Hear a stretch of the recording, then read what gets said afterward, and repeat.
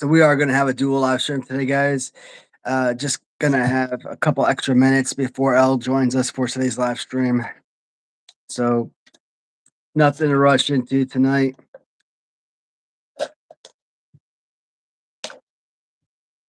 You guys see what the title's about? And you guys know it's going to be a baseball-centric themed episode today. And you know, whenever we talk baseball, I'm always super excited. So damn, guys, I was going to be on here on Saturday, but shoot, you know, man, I was like, over the last several weeks, man, we've been going pretty heavy on the backyard, trying to get this whole pool situation taken care of. At some point, I'll probably make a full-on video, individual video, talking about the whole deck situation. What I wanted to do was one individual video where I kind of, showed what the yard looked like, at the beginning, and then, kind of like what the progress of what the yard looked like, during each phase, and then what the yard looked like after everything was complete. But this was back last year, right? When I was thinking that everything was going to be done in a matter of like a few weeks, a month tops. And here we are 8 months later, 9 months later, something like that. And I mean, we're putting the final touches on everything. I mean, everything. I mean, it's looking good.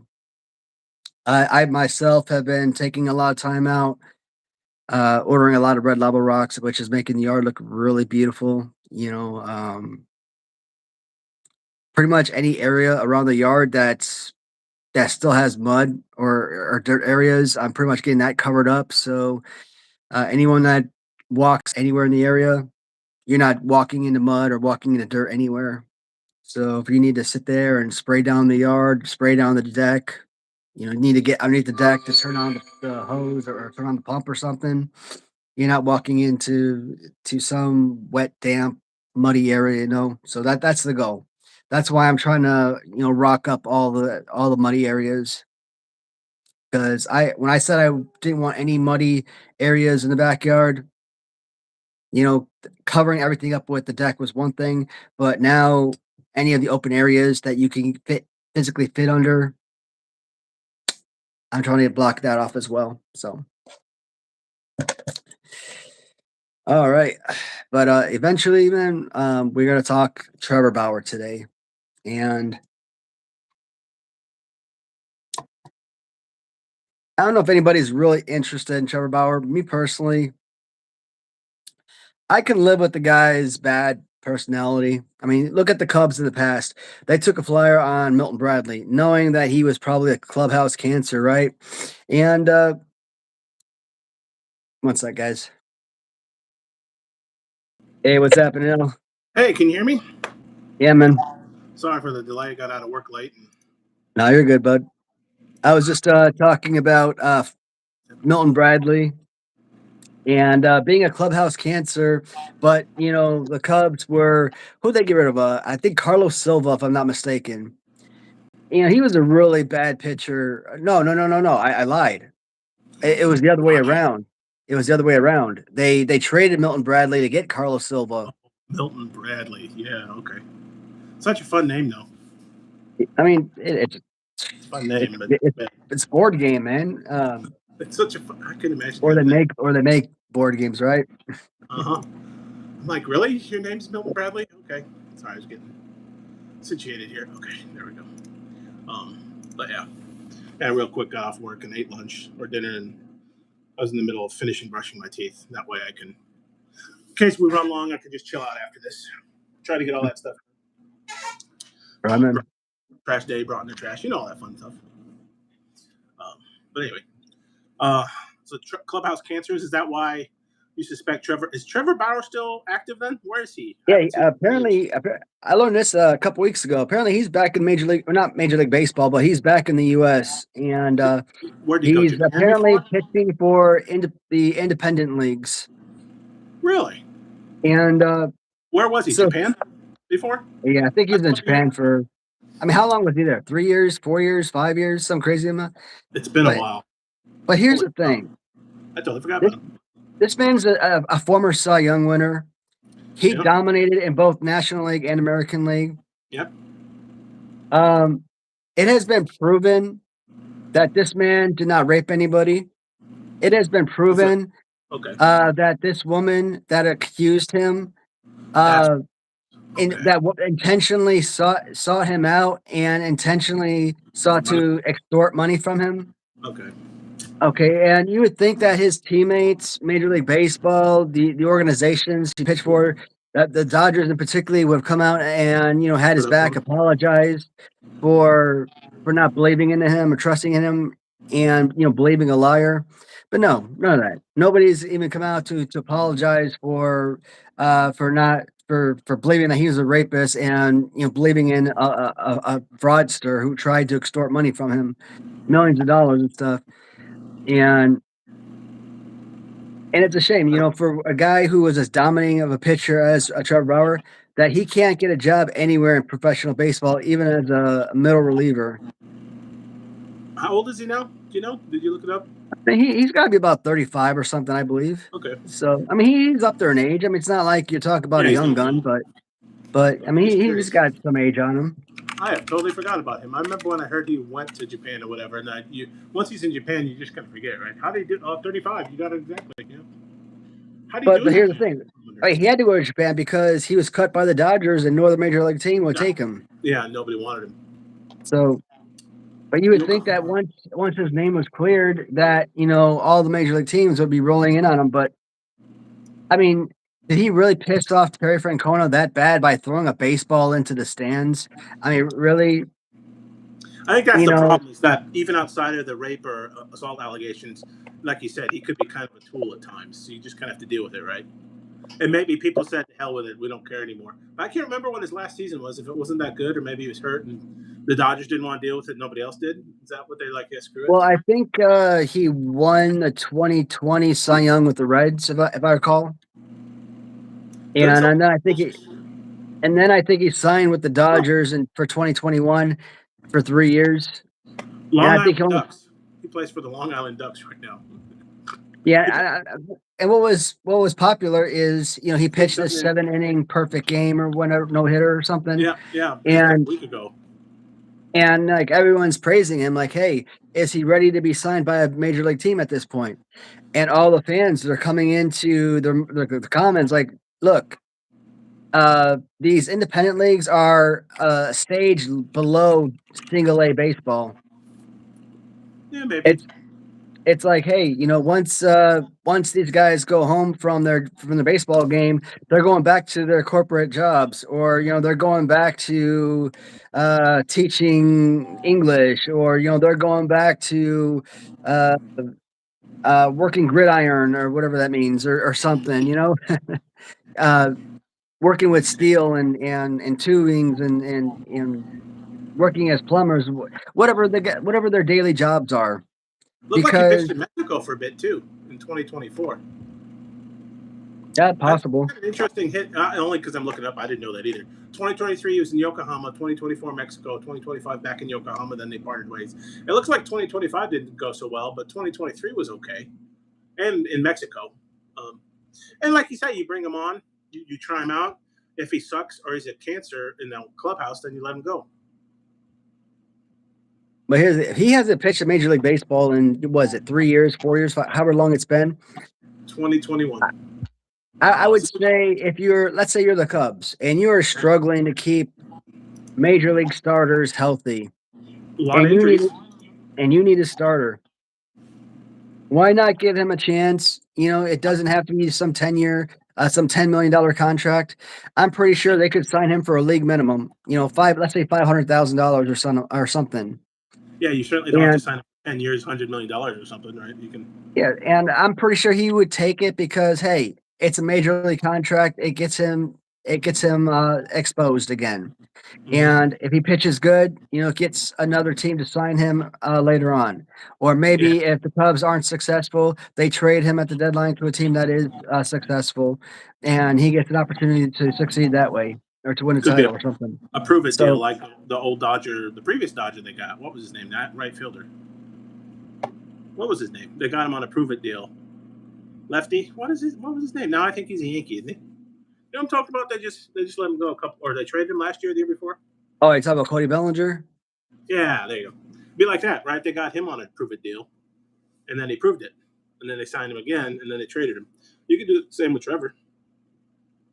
Yeah, I Yeah, but mean, they've had a lot of starting pitchers and other pitchers hurt, so they could probably use the pitching if he can do it. yeah, the one And if thing he that can't, kind then let of him go. makes me sick though, I read somebody's comment that said that he once made a statement that said he would never pitch for the Cubs, that he hates Wrigley Field or something like that.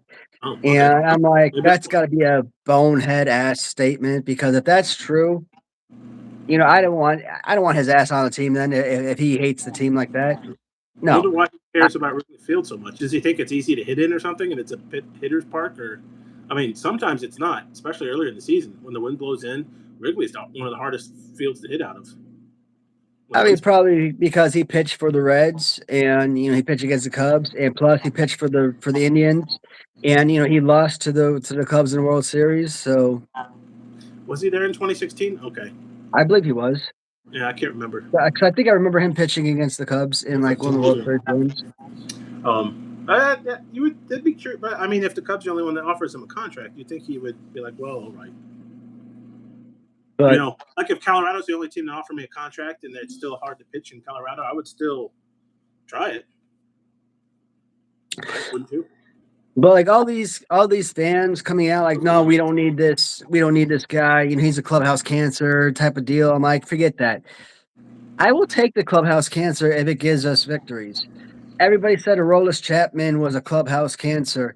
Yeah, And you know what? that's true. That's right. Apparently the Red Sox aren't going anywhere this season. And if he becomes available, why He's from don't the the Red Cubs? Sox. Yeah, why don't the Cubs go Oh, after good. Aroldis Chapman? Cubs don't They win need a closer. 2016, don't win the series in 2016 without him. Yeah, So they needed a closer. it's 10 years later. The man's still throwing 100. Is he? Why not? Damn. Why not bring him back for another opportunity to see what he can do? You got him from the left side, and you got Daniel Palencia from the right side throwing 100 plus. Mm-hmm. That is a dominant bullpen. Doesn't that just make your arm hurt thinking about throwing a 100-mile-per-hour fastball? Man, I'm like, how do you get the whip and the torque? I don't even know how you do that. Woo. But yeah, if he's Well, still throwing 100. Damn. I was wondering where he was at. I didn't think he retired, so he's with the Red Sox. Okay. Yeah, I don't think they start off real well, and they fired their manager. So who knows what they're doing this year? Yeah, you got to keep it open. I think they could probably get him cheaper. He's not in his prime anymore. They wouldn't have to give up Gleyber Torres or whoever. But I mean, Trevor's even cheaper. I think you just give him, a major league contract, prove it contract, and he would sign. I would think. Like, no, I want to stay as a Duck on Long Island. Sorry, you wouldn't want to pitch in Wrigley. You'd rather stay in Long Island. No, okay, whatever, Trevor. That would bury him to the other teams too. Do you think another team would be like, yeah, okay, he doesn't want to. He's proving he's a cancer if he's going to reject the Cubs just because of Wrigley Field or they're the Cubs. I mean, like even me, if I grew up a Cub fan and I hated the Cardinals, but if the St. Louis Cardinals were going to sign me to a major league contract, you think I'd say no? No, I don't want to be a major league baseball player. Screw that. I'm going to go back to the Long Island Ducks. Of course, I would in a heartbeat. I'd sign for the Yankees. I'd sign for the Cardinals. I'd sign for the Brewers. I'd play for the Brewers. I don't care to be in the major and league you team. Why not? and you know what's crazy is at the beginning of the year when I looked at Amazing. the Cubs rotation and I said these guys have like 8 or 9 starting Oh, pitchers, and they're going to end up starting to trade somebody. Imanaga might be traded. yeah. Tyone might even be traded Yeah. because they don't need all these guys now. And then Well, what happens? You end up losing. Justin Steele doesn't start the season, and now he's injured again. Might even be out for the season eventually. Who knows? mm-hmm. Mm-hmm. Uh, Cade Horton is out for the season, so that's like your number 1 and 2 right there. Can you So imagine back-to-back years losing a number one starter like that for basically it, the whole year, right? For the whole year, dang, I just cannot imagine. it was happening, Haley. I mean, because Horton was that kind of pitcher, right? I mean, we're not just talking any old Joe Schmo, and they still have Steele. So that's like the number one and number two pitchers they could be out with Yep. this year. Son of a. I do have some water, but I have some whiskey behind me. But just I brushed my teeth, so it still tastes like toothpaste. Toothpaste is the great ruiner of all flavors. That's why I like to brush my teeth early, and then if I want to drink later, it'll taste okay, right? Water's fine, but like any kind of whiskey, orange juice seemed to be the worst. I remember as a kid, you brush your teeth first thing in the morning, and then like, oh, we're gonna have orange juice with breakfast. Like, why the heck would I do that now? It's like the worst thing ever on toothpaste. But well, I stopped rinsing my mouth out. I think I learned that from a friend or a dentist years ago. I kind of let the toothpaste sit in my mouth for a little bit while I clean up, and then I spit it out. But yet I still don't rinse. I let it kind of linger for a little. Mm. It's probably psychosomatic, but I think leaving the toothpaste around a little bit probably doesn't hurt. A little extra protection. Yeah, for like 20 minutes, 30 minutes before. Probably by then, my saliva's taking it away or whatever. Dude, I'm just thinking, can you even name any of the guys in our bullpen right now? Like Yeah, I watch Ben the Brown. Cubs recap every single That's day, it. right? And I Yeah, watch Locked On Cubs because I don't have access to the Cubs games. So you probably know I him mean better than I do. but that's the only way I have access to Cubs games. But like the only pitcher I ever see come out of the bullpen is freaking the Brown dude. What's his Yeah, Ben name? Brown. Ben Brown. Because they're always Because accusing him in Reddit too. That's how I know him. Because I guess he's schizophrenic. Maybe he's pitching better now or something. When did well, I they mean, start? he's When did they supposed start? to be like another Cal Hendricks, right? He's supposed to be like another ace of the staff, Okay, not necessarily a soft tosser, but a a starter though. little, Was he supposed yeah, to be a starting pitcher? Because he yeah. sounded familiar. Okay, So, and then looks like he must eventually be getting he hurt. ended up in the bullpen because the Cubs had way too many starters. So, Well, like, you'd find Assad in the bullpen, you'd find Ben Brown in the bullpen, you'd find Colin Ray in the bullpen, and I'm like, all of those guys in my opinion, should be in the starting rotation. But based on who we had for the rotation, I'm like, this year, even Jamison Tyone is going to be in the bullpen. So I'm like, looking at our pitching staff going into the year, I'm like, man, we are stacked because I thought Steele was going to yep. open up the season, so I thought, okay, he was probably going to be like number one, let's say. I thought Horton was going to be here the entire season. Let's say Horton at number two. Due to number I two. thought maybe let's say Imanaga at number three. Who's the other young? And They have another young pitcher, don't they? Besides Horton. Who else do they have? uh, Looks like it must be raining in Chicago. The game is delayed right now. I was looking it up. Who's on there? Let's see. Roster? Oh, Assad's still a young pitcher. Boyd? Am I thinking of Boyd? How young is he, though? No, he's 35. well, he's like 35, But 36. Ben Brown is 26. Well, now they got Cabrera. He's 28. Yeah, Cabrera and Boyd making 4 and 5. So Yeah, must have been Horton. Daniel Palencia.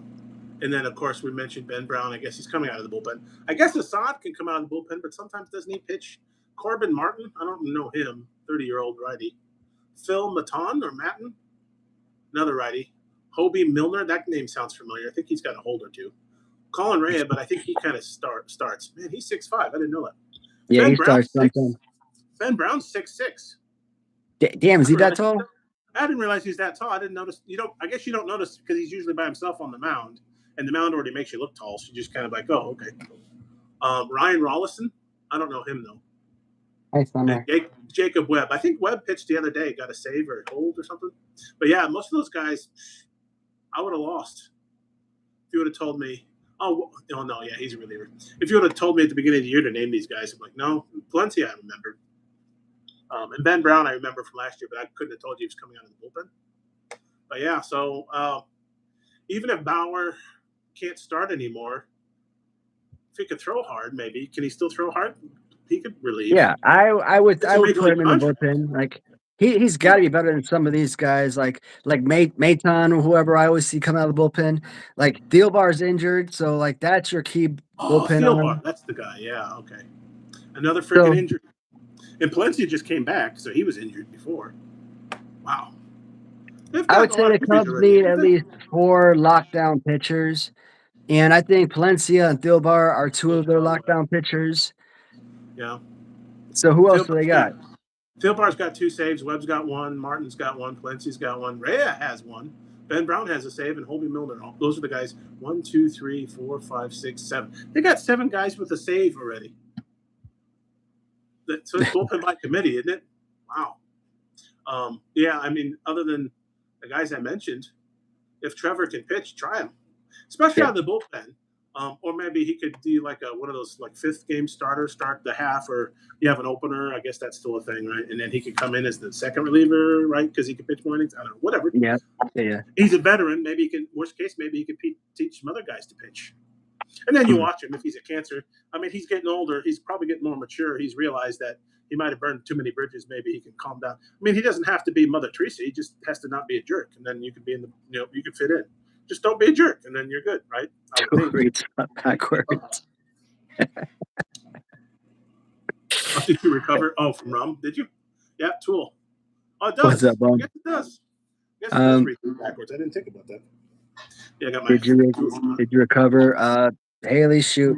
Actually, that was pretty nice actually, because uh, before I came downstairs, my head was getting all warm, and I started coming down here with my neck and shoulders was getting all overheated and stuff, in my chest, right? So yeah, man, like, I mean, that happens from time to time when you drink. Your body gets all warm and overheated and Mhm. stuff, and you start getting sweaty stuff. I'm like, not forget this. Plus, it's starting it hard to focus on the conversation and whatnot. So, You're tapped um, out. yeah, um, I mean, even right just getting now, for on. some I don't Yeah, even know just why. getting downstairs. My wife was just finishing up on TV, started turning everything off, and she just went upstairs, went to bed. So I just laid in bed and just dozed off to YouTube in the background. You usually watch that on your phone in bed, YouTube. I mean, I put YouTube on the big TV, and Oh, okay. sometimes I'll watch it. Other times I'll just kind of sit there and I'll close my eyes. So I'll have the hope that I'll doze off while watching TV. Yeah, But my wife, she thinks I'm actually in bed to watch TV, but me, I just want the sound on to help me kind of fall asleep to the sound. I do that all the time. I can't fall asleep without the TV on. Even sometimes I wake up in the middle of the night to get water, hit the restroom, or whatever, and I know I have several hours to go back to sleep. I'll still turn the TV on. You would think I'm kind of tired at that point, could just fall back asleep, and I probably could, but I'm like, no, I'm up. Let's turn the TV on, turn on an old episode of something, and fall asleep again to it. Yeah. Do And you so have like like I'll be watching some shows like and at some point if they're monetized, they have commercials during the show. Yeah, So, you play the show, and at some point during the episode, it'll cut to commercial, to advertisements, right? And I'll be dozing, so, like, even if I hear it, if I'm listening and I hear what's happening, I hear the commercials, I'm dozing, so I'm not really paying attention, I'm not really thinking about it. I'm just hearing what I'm yeah. hearing. So, she'll kinda nudge me and, like, "Turn off the TV." And Oh, I'm like, because she thinks that I'm passed out, I'm not paying you're asleep. attention, Yeah, but no. and but technically, yeah, that's exactly what I want to do. I want to doze off to the TV. That it's serving its purpose, but I am technically watching it of sorts, but You're trying not to. You're trying to fall asleep, but until I fall asleep, it needs to be on, right? Um, have you thought about paying for? Is it YouTube Premium? What do they call it? So you can go ad free. My nephew does that because he watches a lot of YouTube. I haven't yet, but if you watch enough YouTube, it might be worth it. It's like the cost of another streaming service. If you get sick of the commercials, it's a YouTube Premium, something like that. It gets confusing because they also have the live TV program now, right? Which I think is YouTube TV, which is not the same and it doesn't include. I don't think there's a package that includes both. I don't know if it's worth it because it's like $15 a month or $10 a month. But maybe if you watch enough YouTube, hmm, can't believe your landlord coast got to rid of coast. Wi-Fi. Can you get Wi-Fi back? Get your own internet, Haley, or no? That would suck. George Norrie. Yeah, I haven't Not heard of that too, George Norrie. I'm not familiar myself. But I haven't listened to talk radio in forever. Oh, there he is. Mustachioed George Norrie.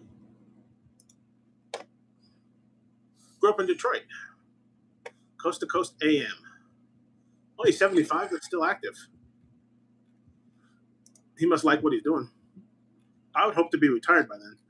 But I guess I've never been on the radio. It'd be kind of like this, maybe. Even if I was retired, would you still want to do a live stream? Well, I guess you kind of are, but I could see doing that.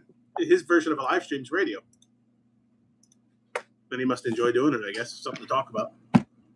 Mm. Art Bell. Art Bell sounds familiar. But yeah, I haven't listened to. So would you listen to that online, Haley, or over the airwaves? Because it says talk coast to coast AM, so I assume you can get it on an AM network if there's somebody around you has to cover it, I guess. Art Bell. I haven't listened to a radio in my car in forever. By default, it just automatically through Bluetooth picks up from my phone and plays like a podcast. The last thing I was playing, whatever. Your FM So I radio. don't even listen to anything. Yeah, on my car. So I don't even use. I don't think I've ever used FM AM radio in my car. When I first got it, you get a free subscription to Sirius XM because they want you to subscribe, and I think I used that for a year. And then I realized I didn't listen to it enough to pay even $5 a month. So I just use my. So on my phone, it'll just pick up whatever I was watching on YouTube or Twitch or podcast, Patreon. I've subscribed to a podcast on Patreon. It just picks that up. Jim Cornette through Apple Podcasts, I think, or whatever, because I've got an iPhone. And it just plays that. Yeah, FM. AM, FM, that was it. Well, actually, I think was it AM first and then FM was added later? I think it was even before my time. But yeah, that used to So be all you could get. it's seriously FM radio for like actual music. Is that not a thing anymore? Because I I think it noticed is. whenever my wife and I get into the car, she immediately plugs into her what's it called? Bluetooth. Yeah, that's what Um, mine. Yep, she immediately connects to her Bluetooth to play her music that she has on her phone. exactly. That's what I And do too. and to I'm sure me, that most people do. bothers me. I hate that. Oh, really? Like me, I'll either have a CD already in the CD player, and I'll either play that, or I'll just put on the FM radio or something, and I'll listen what's actually playing today. So I'm Really? like, but I don't that's even know what my that's local channels are anymore. I haven't listened to the FM in so many years. I mean, it used to be the thing every time I commuted, but I haven't commuted in like 5 or 6 years. And so, it's even older than that. I'm like, I don't even know what AM, FM stations. I mean, I'm sure they don't change, but I haven't listened to the regular radio in forever. Because, like I said, even before this last car I got was probably 5 years ago, and it came with Sirius XM for free. So I used that for about a year. That's from space. The nice thing about Sirius XM is like, hey, if you like, I got this comedy channel. Well, it's kind of neat. You can listen to stand-up comics. Well, it didn't matter if you're traveling throughout the country; you could always get it, right? If you're traveling throughout the country, eventually you might lose the AM FM signal, and you'd have to find a new channel. I mean, it's admittedly a niche case, but with Sirius XM, it's coming from space, so you never lose reception. You can always be like, I think the big thing was Howard Stern when they got him years ago. You like Howard Stern, you can always listen to him. It didn't matter where you were driving in the country. You'd always get Howard Stern off the Sirius XM. Classical station. Okay. So you and Haley get along then, still listening to the radio. Yeah, I can't the remember. only. Well, some people listen to the radio through the internet. That's another way. It's basically, and I've done that too, even listen to like a local station to get weather updates or whatever, but through the internet. I'm like, oh, let's turn on my local, AM station. Do they still have oldies 104.4 by you? I haven't heard that in forever. I don't know if we get that reception down here. That might be more of Chicago. Of course, FM, no. Yeah, 104.4. There's like a 105.1 or 105 something. See, I've totally drawn a blank. There's a 96.7 for a while. 98.9, 101.5. Drawn a blank after those. There was like a 105 or 106.7. See how long it's been? Yeah, See, back radio back in Chicago, the best station Right. for us obviously was B96, which was 96.3. And which is funny because here in Louisville, they actually have a B96, but I think it's like 96.8 or 96.6 or something like that. And I'm like, I find it awesome that they have their own 96 This is so airwaves, the funny. same that Chicago does. And I don't know how old Haley is, but I know I'm older than you and Bum, and I'm the only one who doesn't listen to the radio anymore. I would think it'd been the opposite. I thought I'd be the crotchety old guy. I still listen to the radio. I'm the only one who doesn't. The oldest guy here. Bum sounds like he still listens to the radio. Yeah, I just automatically picks up whatever's on my phone. Sometimes I don't even listen to anything. If I'm just going to the store, I'm like, I don't want to run the battery down, so I don't listen to anything. Boston team news. Sports talk, man, that's probably. Ooh, are you listening to sports talk right now, Bum? That's probably not very happy in Boston land. The Celtics got upset in Game 7. Oh, and the Bruins lost too. Holy cow, that's a bad playoffs. I forgot about the Bruins losing. So right now, Boston fans are probably none too happy. And the Red Sox Wings and the Red Sox are struggling still, aren't they? They fired their manager. I assume they still are. Who did Boston Red Sox? Yeah, I think didn't they, Bum? I think they fired Cora. Wasn't he still the Yeah, manager? Corey. Yeah, they did. I think so. I'm like, that guy is just winning all over the place, isn't he? Was this his first bad year, or has he had any other? I don't follow the Red Sox enough to know. It seems like they're I usually mean, fine. I don't necessarily know about bad years, but Oh, cool. I mean, here he was, partaking in the 2017 Astro scandal. I think he was like one of the guys behind that, right? Gets a World Series He championship bought out the of garbage that. can. Yeah. Gets hired by the Red Sox. I mean, did he help the Red Sox win? I forget. And then he gets fired for like a year, I and then think they won one with him. I think. Oh, I think they fired him for a year because of the whole scandal came up, and then they brought him back. I think he might have actually got another extension, and now he's gonna go home, sit on his butt for 2 years while getting paid for it. And I'm like, why do they do this? That's why I don't understand why managers always get like these 3 and 4 year extensions. Why don't you do like you just do with baseball players? Give them 1 year contracts. Why do you always give a manager a 3 year contract right off the bat? because all it takes is one team that gives him a 3-year contract, and he's going to go there, right? That's the problem. Luckily, the Cubs haven't made that mistake by overpaying for a manager with a long-term contract. So, Well, they did that with Renteria. yeah. Fired him Well, after the first year. I was being sarcastic. They're doing that now with Council, right? They gave him a buttload of money for many Yeah, years, and but I'm not sure. Are they getting anything out of Council? Has he really been yeah, but the difference? that was expected, and that was it's like when they got Don Baylor, or when they got Dusty Baker, or when they got Lou Piniella. When you got Oh, Lou. When you got Joe Madden, you're paying up for a premium manager, and these guys were all premium managers, so those were expected. But like a Rick Renteria to me was not a premium high commodity manager. Uh, No, David that's Ross, right. I love David He's Ross. different. I never would have fired David Ross. I definitely wouldn't have fired him for no damn Craig Counsell. So But Bum's saying Cora won it in 2018. I thought they won at least one World Series with him. Yeah. yeah, But yeah, you're right. Renteria is kind of a different level than the other guys you mentioned. But even so, you could still, man, I wish I could get hired and fired like that. Wouldn't that be neat? I'll manage. Give me a 5 year, just $1 million a year, and then fire me, and then I'll stay home for $1 million a year for 5 years. Just like come out of the gate and make the stupidest decisions. Go like 0 for April. They're like, sorry, John, we gotta let you go. Like, oh, that's fine. I'll take my $1 million a year and go home. I'll be okay with that. Wouldn't that be cool? uh, Like I hey always make Warrior, that what's joke. happening, man? I always make that joke. Like CEOs get paid so much money. I'll be a CEO for like a quarter. You give me $20 million a year. Okay, I'll work for what 1/4 of a year. Is that 5 million? And then leave. See you. Take my 5 million and do whatever I want. Like how much money do I need? But it doesn't work that way. You usually work your way up, right? So it's kind of like the you turn the heat up on the pot, and then you don't notice it starts boiling. So lifestyle inflation happens. The more money you make, the more you spend, and then pretty soon you're the CEO. But you've gotten used to putting all your kids through private school, plus having a summer home and taking vacations to Europe every month.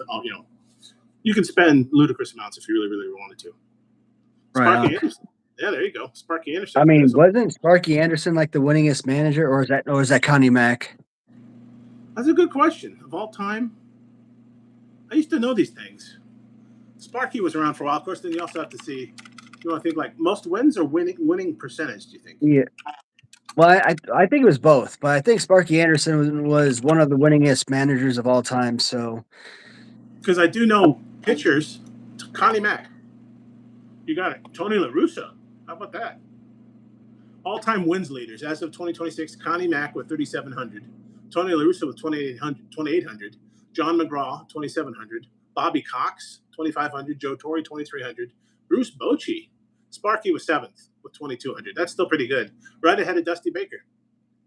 Oh, I mean top 10. That's pretty good. Now win percentage 545. Oh, Joe McCarthy was better. He's up there in win percentage. So like Connie Mack, he's got the most wins in baseball history, but is below 500. Got more mm, losses. It's kind of like now he has above 500, but I think, of course, pitching was different back then. But Cy Young has the most wins in the start in yeah, pitching history. He yeah. also has the most losses because, of course, he pitched so many freaking games. Back then, when they would have like 2 or 3 starting pitchers and they go complete games all the time, right? They got But a lot of decisions. If Connie Mack has the most losses as well as wins, he must have been Yep. managing for like 50 years or something. He's got 7,600, 7,800, about 7,800, well, 7,700 total decisions, wins and losses, right? That's a lot. Next is Lewis, who has about 5,300. Lewis is above 500, 2,800 wins, about 2,499 losses, and 4 ties. Connie Mack has 76 ties. That seems like a lot of freaking ties. He leads in ties. How'd you get that many ties? 76. Of course, Well, back they then, didn't have night games back in the day, whew, and just seems crazy. I 76. mean, if it was tied by time by time the sun fell, they had no Yeah, choice. so large. Okay, but yeah, Connie Mack wins and losses. So you got it. I'd like to. What about winning percentage? That would be the interesting one. But anyway, league managers. Hey, Tony, Yeah, Reds and Tigers, and I think did he ever? Was it the Pirates? Was he ever a Pirate? too Sparky? I don't think so. I'm thinking of somebody else. Tigers and Reds. Is that it? Only the two teams? Oh, played for the Phillies for a minute or two. Reds and Tigers. Yep, that's it. Reds and Tigers. Just two teams too for that whole time. That's pretty amazing, huh? 3 World Series. Big red machine. 2 with the Reds and 1 with the Tigers. Yeah, 1984, the year the Cubs should have won. Bastards. Well, actually, maybe not. The Tigers had a lot of wins. They were 104 and 58. There's no guarantee the Cubs would have beaten the Tigers, but they should have beaten the Padres. But anyway, nice to reminisce. 84. Big red machine, yeah. 75 and 76. Vinny Testaverde does he have the most interceptions? That could be. Of course, he started with the Buccaneers, I think, right? That's never good for your career. At So, least back. uh, baseball question for you. 47. And I don't know if I asked this question or we may have talked about it in the past, but Shohei Ohtani, dual player. We know this, right? Do you Yeah. think that for the Dodgers, he should be counted as an extra pitcher, or do you think because he also bats that he should be identified as a batter and not a pitcher? Does it matter as far as roster construction? Are you just limited to how many people you can have, or what? Well, look How at it does this way: it help or hurt? if How does it work? if you're the Dodgers and Face is warm. you're carrying 14 pitchers, Yeah. 5 starters, let's say 9 relievers, 14 pitchers on your team. And then you also start Shohei Ohtani, but Shohei Ohtani is listed on your depth chart as a designated hitter. So technically, with Shohei Ohtani pitching, bullpen, starter, whatever, he's technically your 15th pitcher on your team. Okay. So What does that that mean? gives the Dodgers an extra pitcher where other teams don't have that extra pitcher. Oh, really? So the Dodgers are basically carrying, let's say, 15 I pitchers, guess. where other teams are carrying 14 pitchers. But other teams can carry 15 pitchers too, right? There's no Yeah, but limit they're on not. how many pitchers. Yeah, It's but just a fluke that he can do both. the point is because he pitches and hits, he doesn't count as a pitcher on the Dodgers staff. He counts as a hitter, Right. but he But like also I say, pitches. I don't think there's a limit to how many batters or pitchers you can have. So I'm not sure what the rule would be. He's just the only guy that can do it both at a major league level. Some of these guys could do it at a minor league level or at a high school level. It wouldn't be uncommon to see. Probably Trevor Bauer probably did both. Right? He could hit. It's just once you get to the majors, you kind of have to specialize. Most of them do. I still can't believe Ohtani. I'm like, no, that's like Babe Ruth stuff. Back in the day, Babe Ruth was a both-way player, right? He was probably the last real big one. That's saying something, right? It's hard to do both. So for him to still be doing it both, it's just amazing. I would have thought at the major league level somebody would figure him out, either hitting or pitching, right? And they haven't. But I don't know what rule that would break, really. It's just fortunate for them because you can't say, okay, you can't bring the DH in to pitch because sometimes in blowouts, people will bring in their backup catcher or whatever, right, to pitch. So then those teams couldn't do that. I don't know what rule they could be breaking. I mean, I kind of get your point, but it's just, unfortunately, I'm more concerned about the financial shenanigans they've done to sign him, right? Let alone Imagine, this thing. imagine it's like 2008 or whatever, and it's AL versus NL game, and you're the Cubs versus White Sox, Mm-hmm. and you're the Cubs using Carlos Zambrano at designated hitter. Yeah, I remember. He I could get a home mean, run. every once in a I while. mean, you could use Carlos Zambrano was a great hitter for a pitcher, Yeah, you wouldn't but want him to play the field, but he could hit every once in a while. Yeah, or but even even though the Cubs were using him would be in this example, let's say the Cubs are using him at DH and they have 13 pitchers on their roster, they can't go down and pick up another pitcher and put him on the roster or swap somebody out because they got that extra hitter. No, they're only carrying that many pitchers. but I don't They're think if there's they're a limit. I think that it's a total limit. Like you can only have so many people on your roster. They don't care whether it's all pitchers and 9 hitters or somewhere in between, which you probably need to because you need the bench. You know what I'm saying? That's why I don't say there's no real rule they're breaking per se. I don't think, right? Because Major League Baseball isn't going to say, sorry, you can only carry 14 pitchers. If you want to carry 15 or 16 pitchers, that's your prerogative. Is it a 24-man or 26-man roster? Yeah, but if he's hitting, he can't go to the mound afterwards because he's in the lineup as a hitter. Well, but then that leads to like I said, in a blowout game, when you could, does that mean you have to bring in somebody off the bench to pitch? You've seen that every once in a while. They're bringing Anthony Yeah, Rizzo's. and I hate that. I I mean worry about that's how you injure players too. I worry about that too. But then you'd have to lock that down, and teams couldn't do that anymore because you're saying Anthony Rizzo is a first baseman; he can't pitch. See what I mean? So that's where I'm like, I'm not sure what rule they could force him. I mean, I'm all for handicapping the Dodgers. I think they need to go after the money situation. There's something. Problem is they're printing money practically in LA. I think their television contract or something is ludicrous. I think it even makes the Yankees and Red Sox and Cubs look poor. They Hmm. could they can afford to give Tucker $50 billion or whatever they gave him, right? Because they're like, whatever, we're just going to print more money this year. Well, we're giving Tucker last year's money. We're just going to throw that away, right? We don't even need that money. Um, a friend of mine used to say that about somebody rich. Like if I had Bill Gates or Elon Musk's money, I'd throw away mine. That's really they can do that. They're like, yeah, we don't care. We're going to print more this year. I don't know how much it is, but apparently they're making ludicrous amounts in LA. But yeah, I don't know. Oh, did Canseco get hurt pitching? That could have been. Yeah. Um, Tony was saying that. I can't remember. That makes sense. Yeah, so you worry about bringing in, and then you bring in an all-star. You're not just bringing in your backup, your third string shortstop or whatever. You're bringing in your starting first baseman in Rizzo or catcher or somebody important. Like, what if he throws his arm out because he gets too fancy?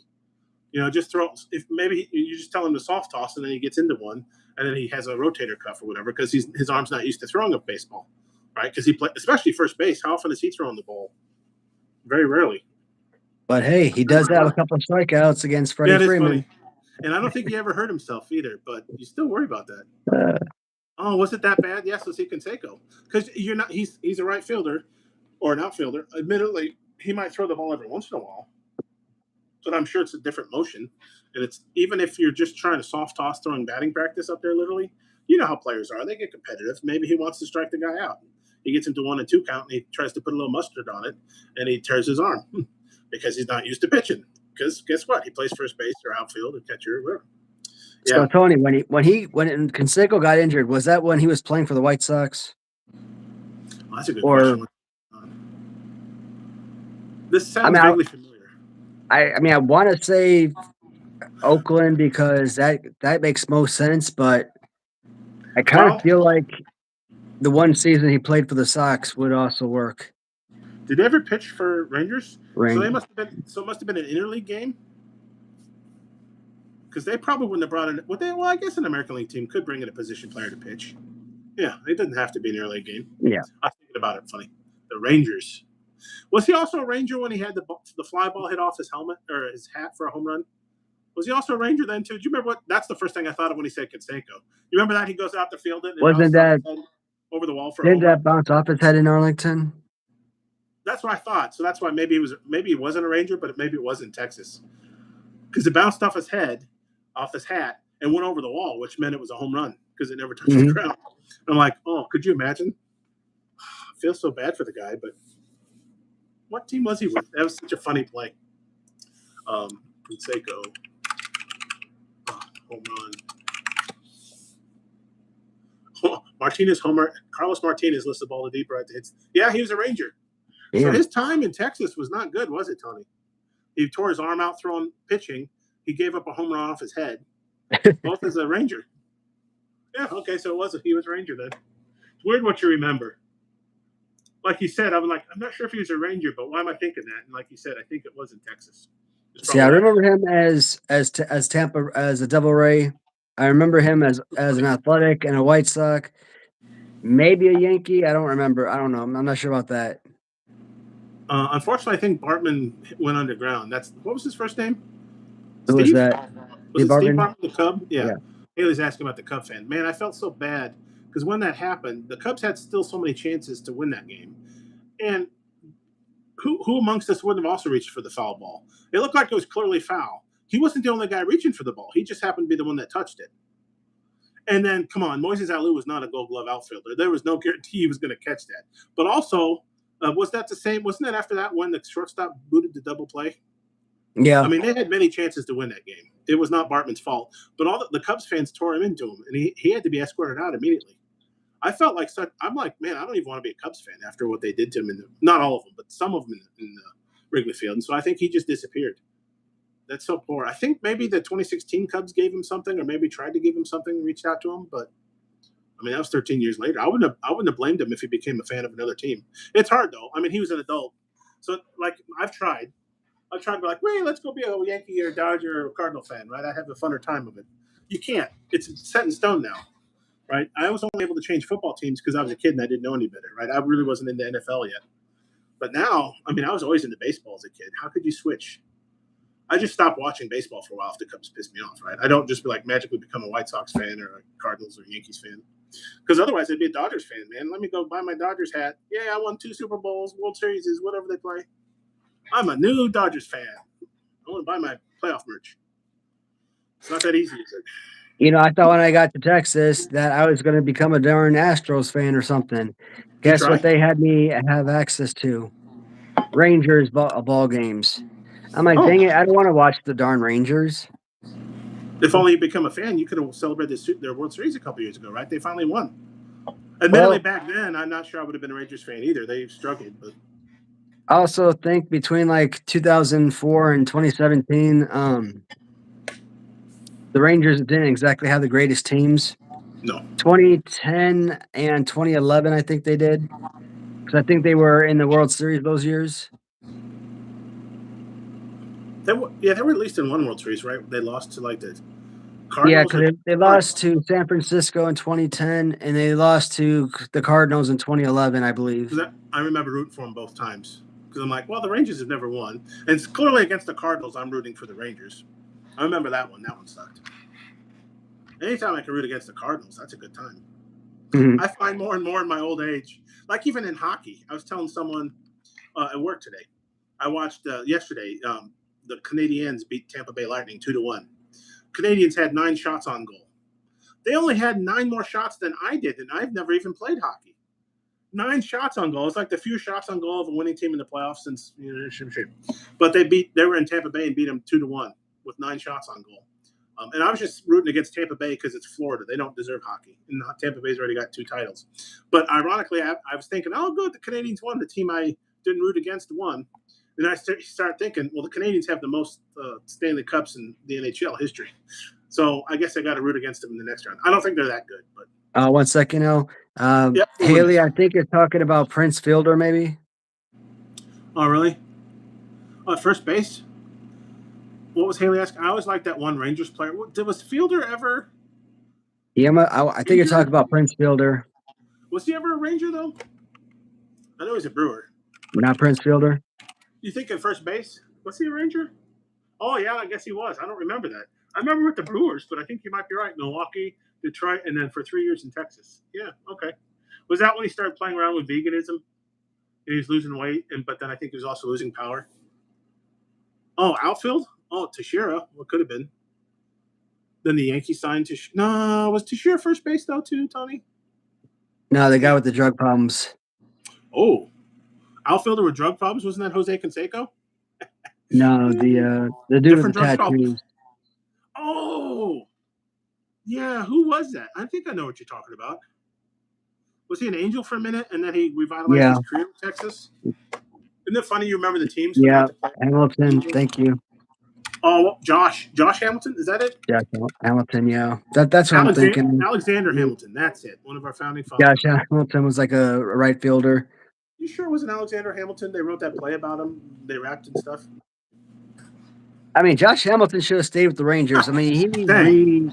he reinvented his career with Texas, I could have and then sworn he that's who went to Haley the was thinking of. Angels, and everything just went downhill for him. Okay, so he revitalized his career with Texas, then went to the Angels. I thought it was Yeah, the and other the way. Angels, he just screwed up everything. I mean, That's where everybody everyone. screws up when they go to the Rangers. Another, yeah, Juan Gonzalez. It could be him. I forgot about Juan. It's so funny though that that's where stars go to die. Is California or whatever they're called, Los Angeles Angels of Anaheim, whatever they're called now. The Angels have gotten so many players that are just kind of. I mean, they got one of the best players of all time. That one guy, Trout, is it? And they can't win. They still can't win. Damn, Tony's coming with the good names. Prince Fielder, Josh Hamilton, Juan Gonzalez, Mark Teixeira. I'm surprised it's not what So this is. is it again? Is it a first baseman or outfielder that we're talking about? Here Because he I was said, thinking first power hitting first baseman. well, That's why I said Prince Fielder, but Haley thinks outfield, but he didn't hit as many home runs there. But he famously hit a lot of home runs when he left Texas. Sammy Sosa, he didn't hit as many with Texas though, but he started in Texas. That would be funny. Texas Rangers outfield. How old are we talking? I mean, Will Clark was I think a left fielder and a first baseman. I mean, that Juan Gonzalez, I could have swore because he was an outfielder, right? That was a good Rafael Palmeiro was a first baseman. first baseman, I think. Former Cub. I mean, Will Clark was. I mean, Will Clark and Rafael Palmeiro. I kind of think of them more as Orioles than Rangers, but We're just doing I like a mean, they generic. both played. Man, AI is not helping. All-time home run The leader for the palm Rangers. tree. Palmeiro. You um, remember Rafael Palmeiro? Juan Gonzalez is their all-time.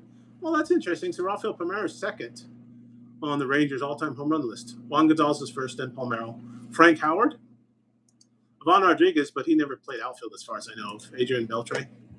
It's probably not Frank Howard because that's going way back. Ruben Sierra. That's a Michael Young. Nelson Cruz. Did he play outfield? yeah, he was right fielder. Forgot about him. Ruben Sierra. That's a little bit older cut. I'm just like, hey, all-time home run leaders. Teixeira, Josh Hamilton's in there. Joey Gallo. Wow. Pete Incaviglia. I forgot about him. Corey Who? Seager. You remember Pete Incaviglia? I think he played in the 80s. I mean, we're talking, that's a deep cut. Yeah, I have no idea who that one is. Yeah, he first played 1986, last played 1998. So, yeah, it was a while ago. Shin-Soo Choo. Wow, Shin-Soo Choo has 114 home runs. Mitch Moreland. That's not what I'm thinking of. I don't know. I mean, you've named a lot of good ones. Inky? Yeah. 500 home runs and 300 hits and not in the Hall of Fame. Oh, is that Palmeiro? Yeah. Yeah, but I mean, he's not the most glaring omission, and probably for the similar reasons. Dang, I forgot. I didn't know Palmeiro's Cuban. He's born in Havana, Cuba. I know he's like Latin America or the Caribbean or whatever, but I didn't know Cuban. Cubs, Rangers, Orioles, Rangers, Orioles. I didn't realize he did. So he had like two sandwiches there. Cubs, I knew he started with the Cubs because they famously traded him away saying he's not a power hitter. And we need a power hitting first baseman. Then the Rangers, then the Orioles, then the Rangers, and then the Orioles again. I learned an interesting story a couple weeks ago. I don't know the true validity to this story, but it's still a fascinating story nonetheless. Learned a lot of baseball stuff today. Now, I always thought that the Cubs traded Rafael Palmeiro because they had Mark Grace. You know, Mark Grace was a terrific fielding first baseman, better than Rafael Palmeiro. So maybe they just cherished Grace over Palmeiro. Whether they made the right choice or not, you know, anyone's decision. Probably not. I mean, Mark Grace was the '90s leader in both hits and doubles. So I mean, the man had a huge successful decade, and he won like what 2 Gold Gloves, 4 Gold Gloves, something like that. So I mean, again, Mark Grace was a highly successful first baseman for the Cubs. Yeah, no, he was. Yeah, he just didn't hit for power, and they probably thought, hey, we need a power hitting first baseman, right? That was your archetypal first baseman. Yeah, and that's why I think they got rid of Palmeiro, right? Because he couldn't hit for power at the time. But they didn't take. I don't know. I think I heard that they were also trying him in like left field, so like they wanted to keep both players or something. Hmm. but like I've been hearing like hearing like his defense was horrible, so like he probably wouldn't fit in the outfield Uh, anyways. But yeah, that's because not I the think he went on reason. to play first base for the Rangers and Orioles, didn't he? Palmeiro Yeah, stayed at first, I think. I mean there's one year he won the Gold Glove at first base. They played like 5 games at first base, and I'm Palmeiro like, did? this is the stupidest thing in the world. Wow. Yeah, You he give a won the Gold Gold Glove Glove to by hitting a lot of home runs, maybe. You and know how you want sometimes that happens. you play a position for 5 games out of the entire year, and you win a Gold Glove. But those were five excellent defensive games. You don't know Waddy. He played really good, top quality off defense for 5 games. That's yeah, I know that sounds ludicrous. But Um, I heard that he had an 5 games. affair with Ryan Sandberg's wife, I didn't know that. Really, and I was a that big is Rhino fan. why the Cubs traded him away. Oh, well, good. Now, Fuck. again, this is the first time in my entire life I've heard this story. I've never heard that. I've never so if this is has any validity, any truth to it whatsoever, I have no idea. They did But either divorce. way, I just thought it was a fascinating story. They did divorce, and he remarried. I think that was his second wife when he passed away, Sandberg. Well, and guess what? Sandberg's in the Hall of Fame, and Palmeiro isn't. So there you go. Hmm. Must be. I didn't know that. I've never heard that one. I always heard it was because he didn't hit for power back then. Yeah, he didn't have the same steroid hookups that he got later on in Texas or Baltimore or whatever. Did you know he never hit 50 home runs though? Looks like his most was 47 twice. I just figured because he was in the steroid ball and he was famously he took steroids that it seemed like everyone hit 50 home runs. Palmeiro never did though. He got close. 569 homers. But really, the thing, 30,000 hits or 3,000 hits, like Tony's saying, it doesn't really matter. Steroids aren't necessarily going to make you connect on the ball. I mean, admittedly, if you're bigger and stronger, maybe some of your hits are going to be more of a hit than just an out or whatever. There's probably some leeway there. But you still have to have the hand-eye coordination, recognize pitches. You still have to have a skill. Like Barry Bonds still had to connect on the ball. Admittedly, some home runs, maybe if you just got a little bit of it, because you're stronger now because of steroids, maybe that's a home run than it wouldn't have been before. You still got to hit the ball. You still got to work out, right? I can't sit here like Cartman and take my weight gain 5,000 and bulk up.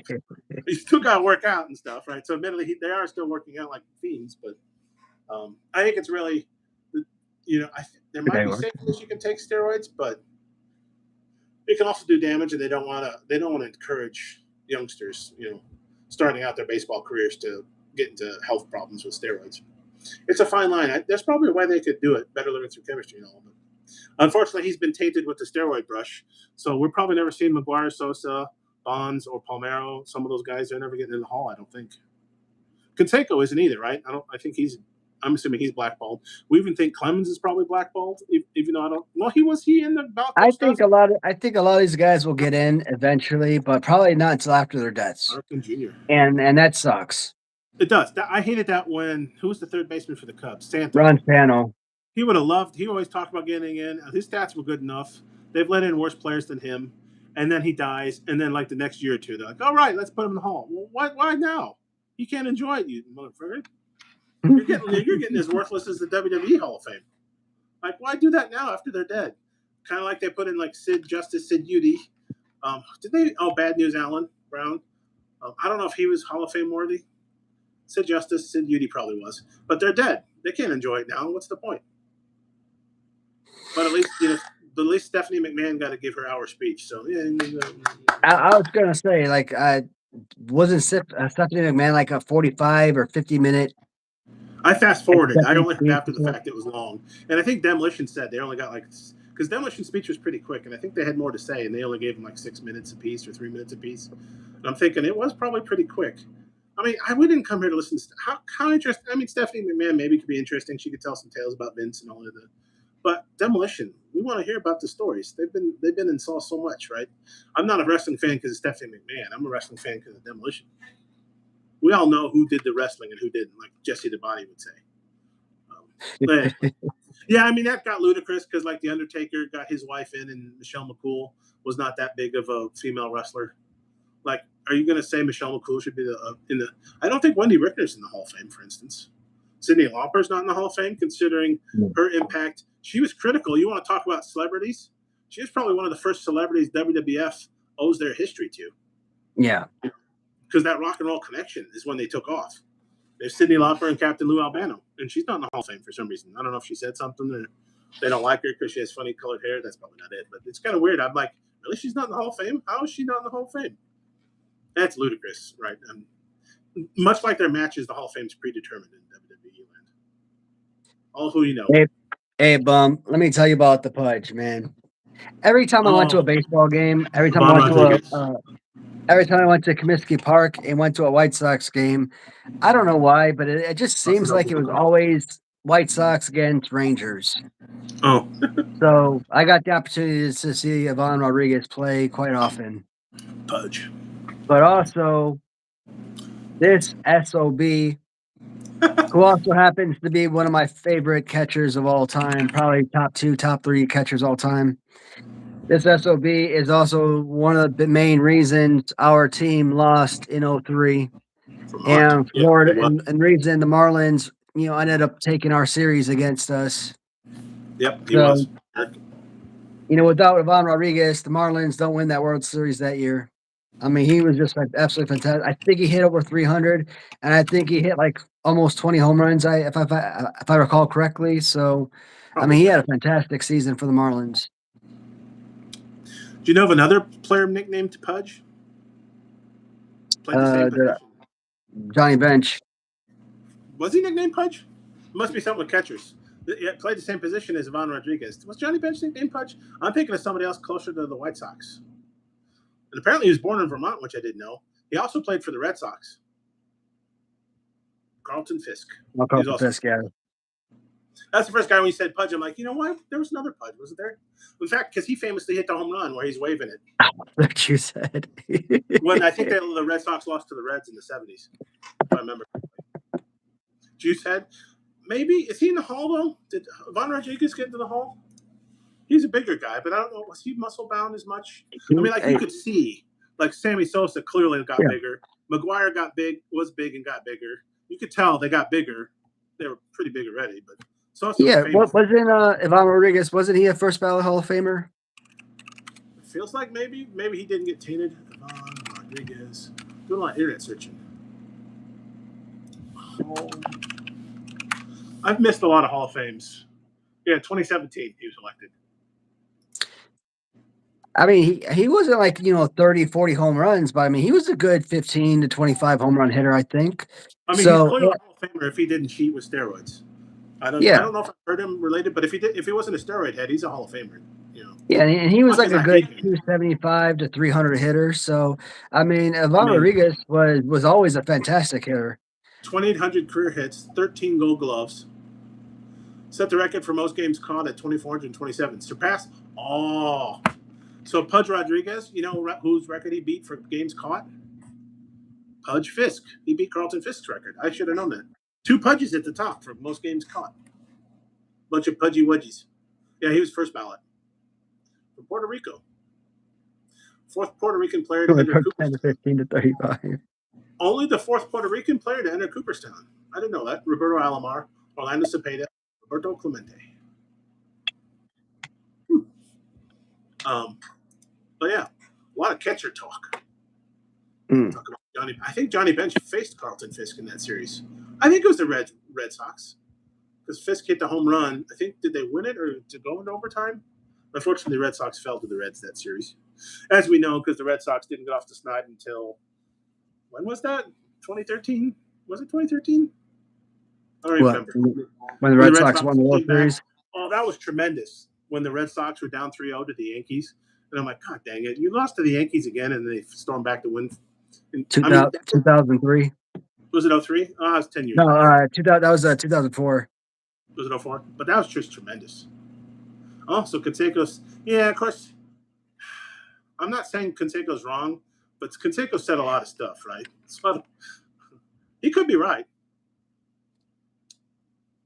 But, I mean, yeah, 13 gold gloves. He wasn't bad at hitting, though. I think his average was about 2,800 hits career. Now, admittedly, he played a lot of games. That helps. Stop asking me. Why do you keep asking me? Oh, I missed it. But still, he's a catcher. He's not when you're a JC Bro. catcher or a shortstop, you're not expected to be a hitter. No, So maybe nowadays you're as a shortstop you're not given that grace anymore. You've had a lot of good hitting shortstops now, but yeah, definitely catcher because catching is so hard on the body. Oh well, maybe. Who else did Canseco name, Tony? Do you remember? I remember that when he wrote his book, and it was a big deal. Canseco's outing juicers. A lot of them, I think, were like, "Well, yeah, okay, yeah. Oh, McGuire juiced, yeah, of course. Sammy, yeah, we know that." Well, then some people got caught with was it Balco or whatever the Bay Area? It's like Bay Area something something that hit a bunch of the players, and I think Palmero was wrapped up into that too. Belko. I mean, honestly, yeah, it was like Bay Area. I forget. It was like from San Francisco, and Yeah, I I don't know haven't if heard that name in years. Oof, I don't know if that was where I know the Bonds was Barry in, Bonds thing. but I think it was more than Bonds. Like they helped a bunch of people. Yeah, probably Juan did. Ooh, Brett Boone. That's an interesting one. I almost feel though, like how do you? It's tough. Right now, baseball is just going to play quiet. They're just going to be like la la la la la. Right? You say, how about Barry Bonds? La la la. Right? They're just going to pretend. Mark McGuire. La la. Sammy. La la. Palmer. La la. Right? They're just going to ignore it. That's basically their status right now. Is what you would do with your siblings when you were a kid. La la la la. What's your status on Sammy Sosa? La la la la la. Oh, okay. Thanks, baseball. I do. They haven't put Pete in the Hall of Fame though yet, have they? Did they just say he's eligible now, Pete Rose? Do you remember how that Yeah, happened? I forgot. they said they said they're gonna. I I can't think they remember. said they're gonna list them. Actually, I'm not, I don't remember. I don't know now. I'm not as wrapped up in the Hall of Fame as I used to be as a kid. Same with like Yeah, award shows. I used to like, oh, what movie won Oscar, whatever. Yeah, I used to care, and now I don't. Pete Rose, because I realized life's too short to care. He's eligible, but I don't think he's been nominated. It's kind of like, but he's dead. So, yeah. and he would At have this loved point, to have been. I didn't like the guy, but it's from all intents and purposes. I don't think he ever bet on his team to lose. I know we have a problem with gambling in baseball, but they should have put him in right before he passed away.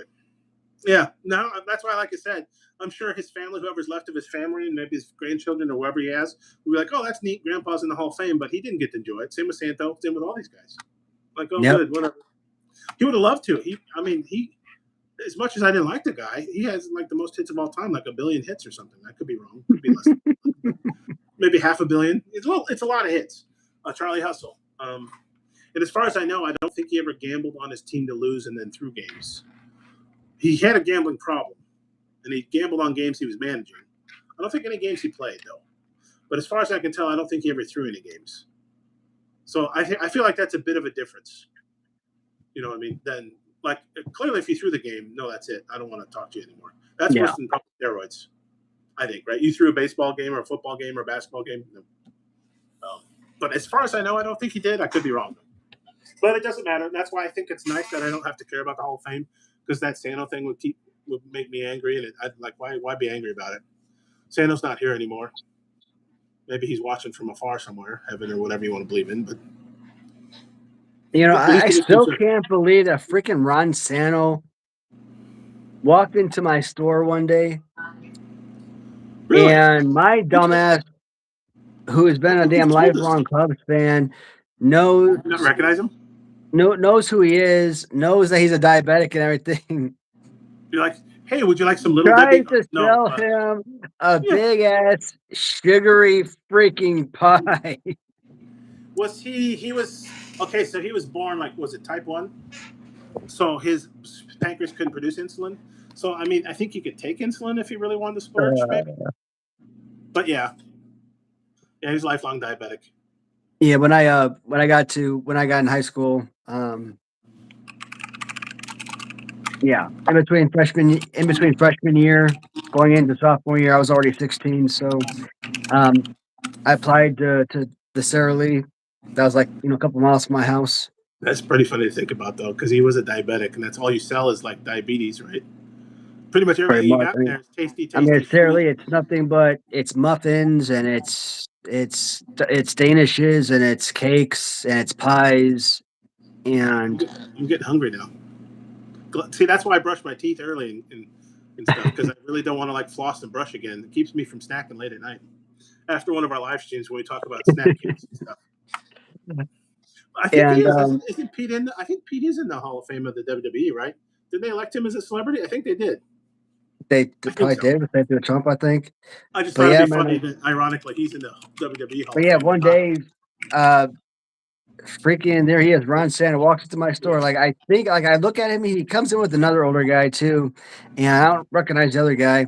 But I'm looking at this guy. I'm like, I mean, he looks familiar. I think I recognize him, but I don't know for sure. So I'm just trying to talk to him like a casual customer, like whatever. Because I don't know who he is. I didn't ask him if he was Ron Santa or anything. You didn't want to be But too much of a, yeah. He's just yeah, trying to. He's going into a store, right? You want to treat him like a person. yeah. So I'm talking to him. I'm doing my job. I'm trying to offer him supplies. The Yeah. goods that he might want. So he's asking me about something. So I bring him an item I think he might enjoy, and I offer him some kind of, I don't know what it was, a raspberry pie or something. Oh, Um, those Probably are one red. that you had to probably one he had to bake or something. Probably it was probably like a cold pie. So and he looked at it, he's like, I can't eat that. I'm a diabetic, and I'm like, son of a bitch, it is him. Well, I guess Yeah. you confirmed it. So only his friend was buying. Was his friend interested in some Sally No, goodness? he was in there for himself, but like to this day, it just Was he makes me lost? like Was it? I'm like, He was what? why is a guy who's a diabetic in like the most like you said, the most diabetic place in the world? Who walks into with diabetes? Who walks into a Sara Lee outlet store? Yeah, that's what I'm like. Is he confused? Was he lost? Is it messing with his brain? Because I'm like, there's nothing in here for you then. I mean, But pretty yeah, this much had to be like, like you even have like plain bread, right? Certainly makes all kinds of stuff, but even plain bread has a lot of carbs and sugar. yeah, So like, I you guess you could buy plain bread, but honestly, if I'm gonna go into a diabetic coma, give me the raspberry pie or Danish or whatever. I'm gonna make it worth my while. Whenever I cheat, sugar wise, calorie wise, whatever, I want something good. I'm not gonna waste my sugar or calories on white bread know, on a sandwich. No, I'm gonna have a cookie or something. If I'm gonna tempt my health, I'm gonna enjoy something tasty, at least a cheesecake. got a good blow. Ooh, well, yeah, that Um, you said it blows, and I said not in a good way. He asks knowingly. Ooh, Haley, your dad has diabetes. So mm, if you OD on insulin, does that mean your blood sugar probably crashes, and then you have to have something sweet, probably, right? Because that's probably more of your. I think, Bum, you're also type 1, aren't you? I'm type 2. I'm just a pig. I don't have genetics or my pancreas failing as an excuse. I just eat too much sugar. So in my case, I got to watch my sugar because my body doesn't process the sugar as well as it used to because I overdid on sugar for years and years. Like type 1, I think it's the pancreas doesn't produce as much or not enough insulin. If I remember correctly, my mom was type 1, but she tempted fate. It's funny I didn't think of it as a kid, but she enjoyed her candy. mm, Yeah, and you have to monitor your blood mm. sugar probably a lot. Yeah. Oh no. Oh wow. How's your dad now, Haley? Basically died, and the paramedics brought him back. Thank God for paramedics, huh? I've been rewatching ER because I used to watch The Pit on HBO. It's the latest military. I like medical. I like medical dramas and stuff. And it's got the guy from. You ever watched ER? You know what I'm talking Know about? about it, but I never watched it. Oh, okay. It takes place in Chicago, at least allegedly, right? Like County General. But the guy who played an intern in there, Noah Wiley, he plays like the learned doctor now in this other ER taking play in Pittsburgh called The Pit. It's on HBO. I kind of really enjoyed it. I think season 2 just wrapped. So I'm like, what do I watch now? I should watch probably a new. There's a lot of medical shows, and I like them in general, even if they suck. But I started rewatching ER again for the umpteenth billion time. Um, I forget where I was going with that, but ER takes place in Chicago. It's kind of fun. I think it's on HBO as well. But a lot of times I'll listen to that in the background while I'm doing something else. Yeah, no, that sucks. But he's hanging in there. Yeah, type 2 sucks. Type 1's worse. There's not much I can do about it. Type 1, you can't. We don't really. I don't think they have pancreas. I guess can you get new pancreas? I don't think you really can. But like in my case, type 2, I can lose weight and stop eating like an idiot. So I have some. I can just stop being a pig. Type 1, there's not a lot you can do. You got to watch your blood sugar the rest of your life, really. That's no fun. And unfortunately, we put like high fructose corn syrup in everything because we got tons of corn. So I mean, you're gonna get sweetness and everything. It's kind of amazing because I try to watch. I'm not quite as bad. I'm trying to eat a little bit less, but eating less helps. But you'll watch, and I'll be like, I'll just want some nuts because they're high in fat and protein. They're safe for diabetic to eat. And some nuts, depending on what they put on them, have sugar like in the topping. And you're like, what? I don't want sugar in my nuts for crying out loud. Can I not have something without sugar in it? What? America, we just love putting sugar in everything. I'm not going to complain because makes it taste better, but you got to watch sometimes. You're like, wow, this has a lot of sugar in it. Yeah, yeah. So type 1 typically you're born with. Mm. Yeah, well, yeah, lactose. You know the lactose intolerance. Lactose is the sugar in milk. Really? And we're all actually allergic to milk in some ways. It's just as a kid, you're less likely to be allergic to a lot of milk. And I think as you age, you get because I've noticed even myself, I'm a little more allergic than I used to be to lactose. Because I used to like in college, I'd eat cereal for every meal of the day. Of course, you're a college kid, so you also ate poorly anyway. But I'd be like, oh, it's dinner. Let's have cereal. Lucky Charms it is. Right. I'm a college kid. What the hell do I know? But I noticed then I gave up cereal when I joined the real world and became an adult and had a job and all that fun stuff. Really, you didn't have time to stay at home and make cereal. You want to get something on the road, maybe at a cafeteria, whatever. But then I tried to get back into cereal like maybe 10 years ago. And I've noticed I got a little extra farty. I was tooting my own horn a lot more. And I think the lactose, I think I have a little bit less of a, what would you call it? My body reacts a little bit stronger to lactose. So I've noticed with cheese, it's not as bad. So I don't know if it's milk has more sugar in it, maybe. Even like 2%. That was my go to. I didn't have to have skim. And whole was actually too strong. But 2%, I think, maybe even 1% wasn't bad milk. But it could have been that, or it could have been the maybe because all cereals also have a bunch of sugar in it too. Could have been sugar in general now that I think about it. But so I kind of don't really eat cereal anymore. My go-to is breakfast sandwiches or burritos. They have some sugar in them, but the meat and cheese and egg kind of counteracts that. Protein and fat help slow down the processing of carbs if you can. These are things type 2 diabetics know more about. Because in our case, it's like we don't want to spike our blood sugar. Like if your pancreas isn't working like Bum and Haley's dad, I think you have to worry about it more than like I do. I'm blessed that I don't have to worry about it quite as much. Protein's great. Yeah. And so like my go-to is nuts. I have a lot of cheese and deli meat if I can, because it's a quick meal. If I'm lazy, then I'm less likely to go and get like French fries, McDonald's, or something terrible. Eggs are great. And I love breakfast. I could eat breakfast all day. It's usually the bread with the breakfast. You have to worry about the hash browns and even so It's like okay, have hash browns with my eggs.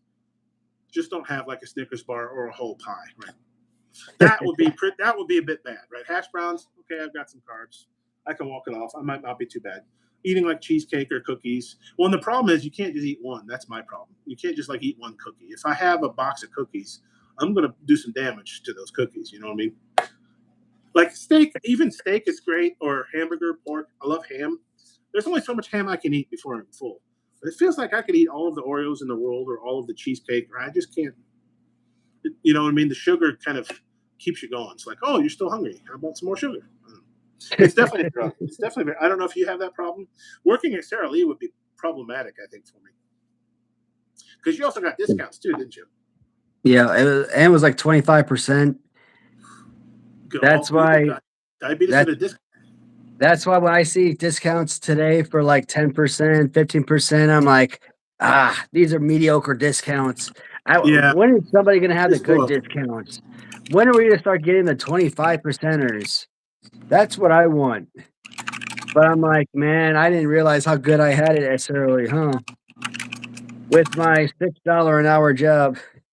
I wonder if there's any Sara Lee stores still around. Do they still give that kind of discount? Because I'm sure something like that. Eventually corporate's like, oh well, we got cut the employee discount, like they were losing a lot of money because employees were getting too big of a discount. But you know how it goes. Some big I, companies I they don't care. I mean, I bet most employees don't buy most of the food there. So very rarely. Like I worked there for almost 3 complete years, Mm-hmm. and the number of times I bought something from them, I could probably count. So you have self control, is what you're saying. Yeah, I probably bought probably less than 20. Probably bought from them less than 20 times. Wow. I think every night I would bring something home, especially if I was still at home. Like, oh, here, here, family, here's some discount, whatever. What was your favorite thing at Sara Lee? Did you have a favorite? I think we talked about it, but I don't remember. Uh, it would Like, have to. I mean, it would have to be something simple, right? Like the little trays that you get, the little cheesecake danishes. Like you get the apple Danish, the raspberry Danish, or the cheese Danish. But you get those same trays from like Walmart or Kroger or any other grocery store. but are the Sara Lee So better? I love cheese Danish. When I first heard of cheese, I'm like, what do you mean cheese Danish? That sounds so weird, but I love a cheese Danish. yeah, but it all tastes about the same. Oh, They used to have which like is these good. individually wrapped muffins, which were really good. One of them was like pecan. Ooh, It was like a pecan coffee cake type of deal, now you're talking about, and yeah. that thing tastes really freaking good. Now that one was like delicious. Uh, and then they had like corn muffins, chocolate chip muffins, blueberry muffins. Do they? So they had a bunch of other, cheese muffins. So Does Sara Lee do any ham and deli meat? Or is no, Haley thinking something else? well, I mean, probably within their bakery or something like. But for our outlet store that we had, Yeah, your store we, didn't, but I don't. we didn't have any of that stuff. They're We mostly known had for baked goods, though. Yeah, we had bread, like loaves of bread, but like we didn't have like an actual bakery that anybody made anything in. Cubs suck. Go White Sox. Maybe it's Uh, possible, Haley. They definitely make the bread for your sandwich if they don't make the deli meat. Cubs suck. Go White. Didn't the White Sox? Didn't they win like 40 games just a year or two ago? yep. I mean, admittedly, come on. The Cubs and White Sox both have like one title in the last 100 years. Like, this is not really a competition, is it? They're both kind of at the bottom. I used to not care about the White Sox, and I think you're fine with the White Sox, but a White Sox fan gave me crap after the Cubs blew it in 03, and then became a White Sox hater. I mean, I don't really care that much because luckily they're terrible too. They're not winning much. They won the 1 year, but other than that, like in Chicago fashion, they were one and done, like every freaking Chicago team. That's the thing that gets me angry, and I guess we have to be happy that the Bulls and the Blackhawks repeated because the Bears, they had one of the best NFL teams of all time, only won one.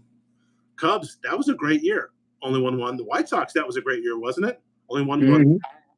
I think maybe they went back to the playoffs, both teams, but it still feels like they never, because that was the thing. My dad, he got me back into Cubs baseball. He's like, hey, they got some young kids you need to watch. And I think in 2015, I finally really started paying attention. And then they lost in the playoffs, right, unceremoniously. I'm like, see, there's the same old Cubs. Well, then the next year, of course, I watched it again, and they won it all. And then he's like, hey, these guys are young. They're going to be back. They're going to be good for years. Well, not so much. Another couple of years, they were in the playoffs at least. I mean, for the Cubs, that's good, but none of them really. I mean, Rizzo was okay, but Bryant was hurt all the time. I mean, technically, yeah, they were good. They still produced winning seasons. Maybe not, Yeah, they just, I these don't 100 know. win seasons like we. I mean, if you look at Madden, Yeah, we his got first some. 2 seasons, he technically averaged 100 wins a season. His first couple of seasons, Should have fired him then. 97, 103. Only averaged So, 100 wins. The guy didn't even but try. he was having good years, No, he or was. his players were having good years. And that, It's yeah, like and that's it's where like it gets Joe. captain crap, but the players have to perform too, right? And they don't. It's like Joe Torre or the Bobby Cox conversation. Oh, yeah. Are Bobby Cox or Joe Torre 2,000 game winners in their careers if they aren't Yeah. managing the Braves or the Yankees in the 90s? Good question. Yeah. But what's funny is that I think at least with Joe Torre and the Yankees, didn't they win a couple? Bobby Cox, I think, only won one. I mean, the Braves won like division like every year for like 50 years or something. It seemed like, right? Is Brave? You just wrote in the Braves at the beginning of every year. They're winning the NL East, and they only won one World Series all Yeah, those but years. So it 14, shows you how hard 14 it is to straight win. titles. Yeah, but it just shows you how hard it is to win.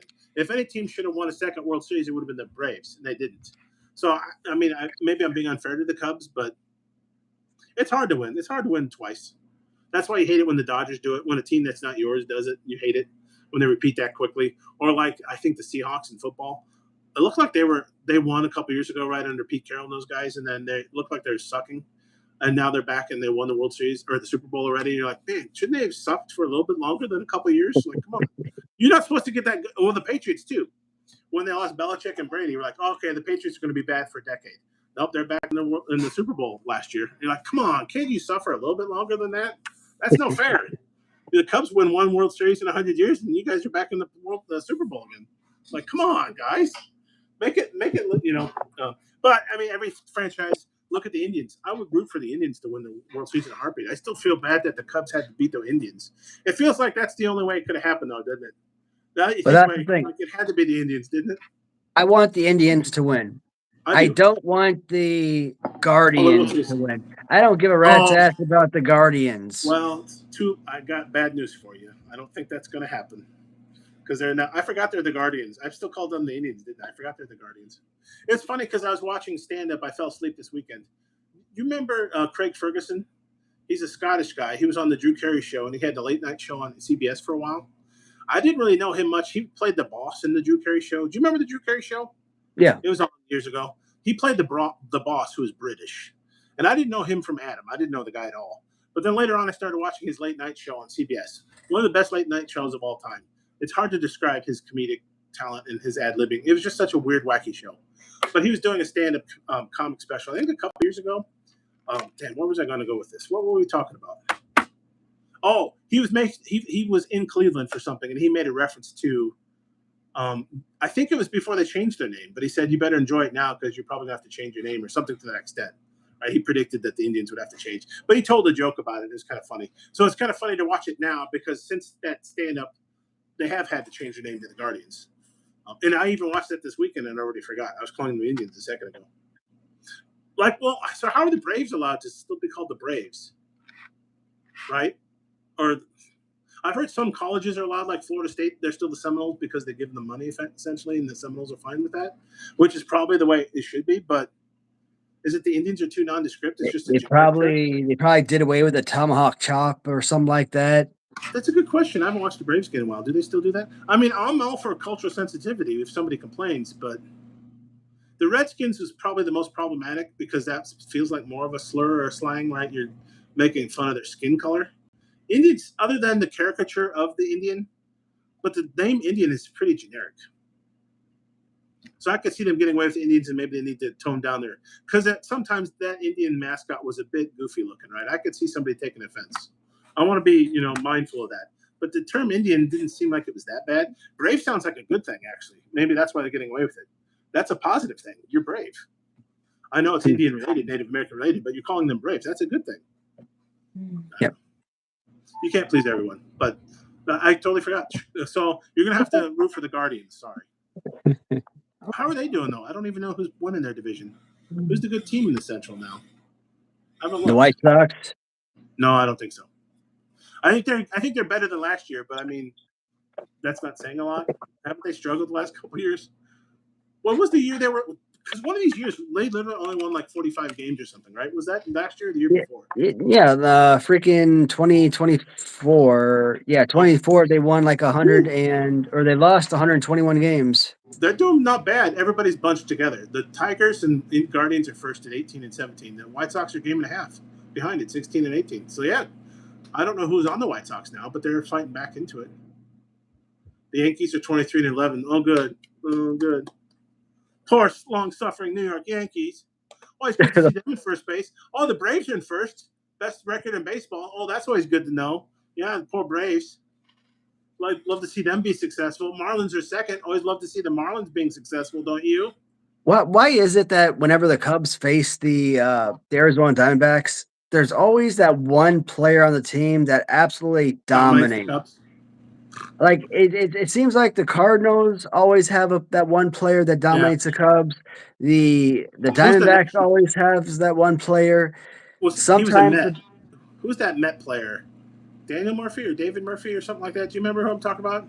I think it was Daniel Murphy. Was it Daniel? You know I'm talking about? Like he beat the shit out of the Cubs, especially in the playoffs. and then he joined the Cubs later on.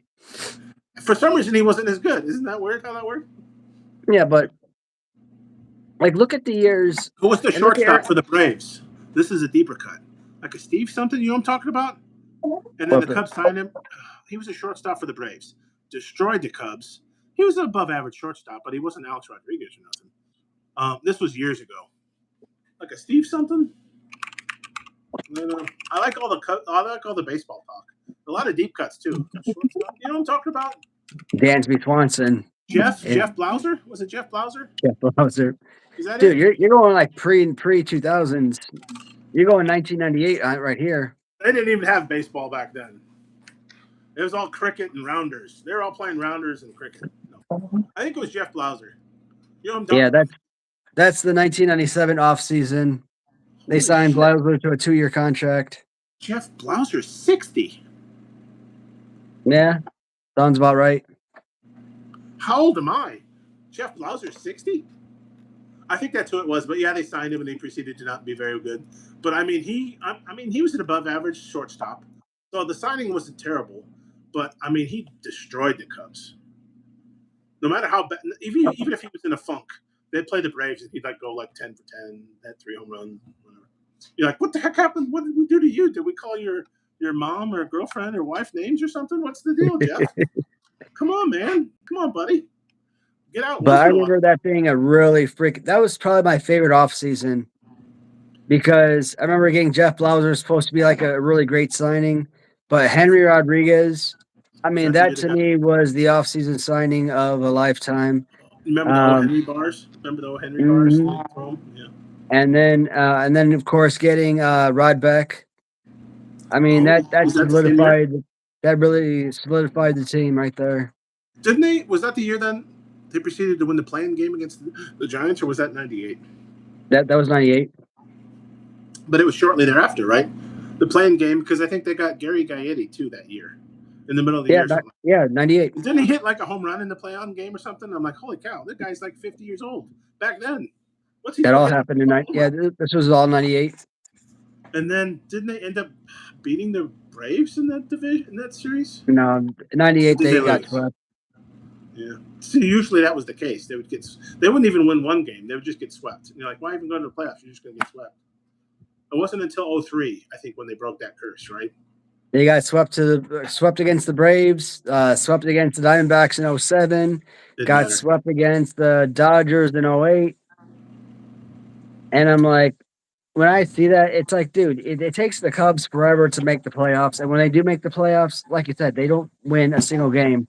So it's like, it's not fun Nope. supporting them during the season because what are they going to do in the playoffs? Yeah, what's the point? I'm like, And if I remember correctly, I mean, a sweep is bad, but I feel like most of the games weren't even super competitive either. I mean, there might not have been blowouts, but you never really felt like the Cubs were in any of the games, right? Legitimately. You're kind of like, no, they would hit poorly. They wouldn't score for a while. Eventually, you just wait for the Braves or Diamondbacks, whoever, to take a 2-run lead, and then it'd be over because you're like, they're not going to score or whatever. Yeah. not going to score. What was that? She's We're ordering doing she's doing the butthead. the butthead.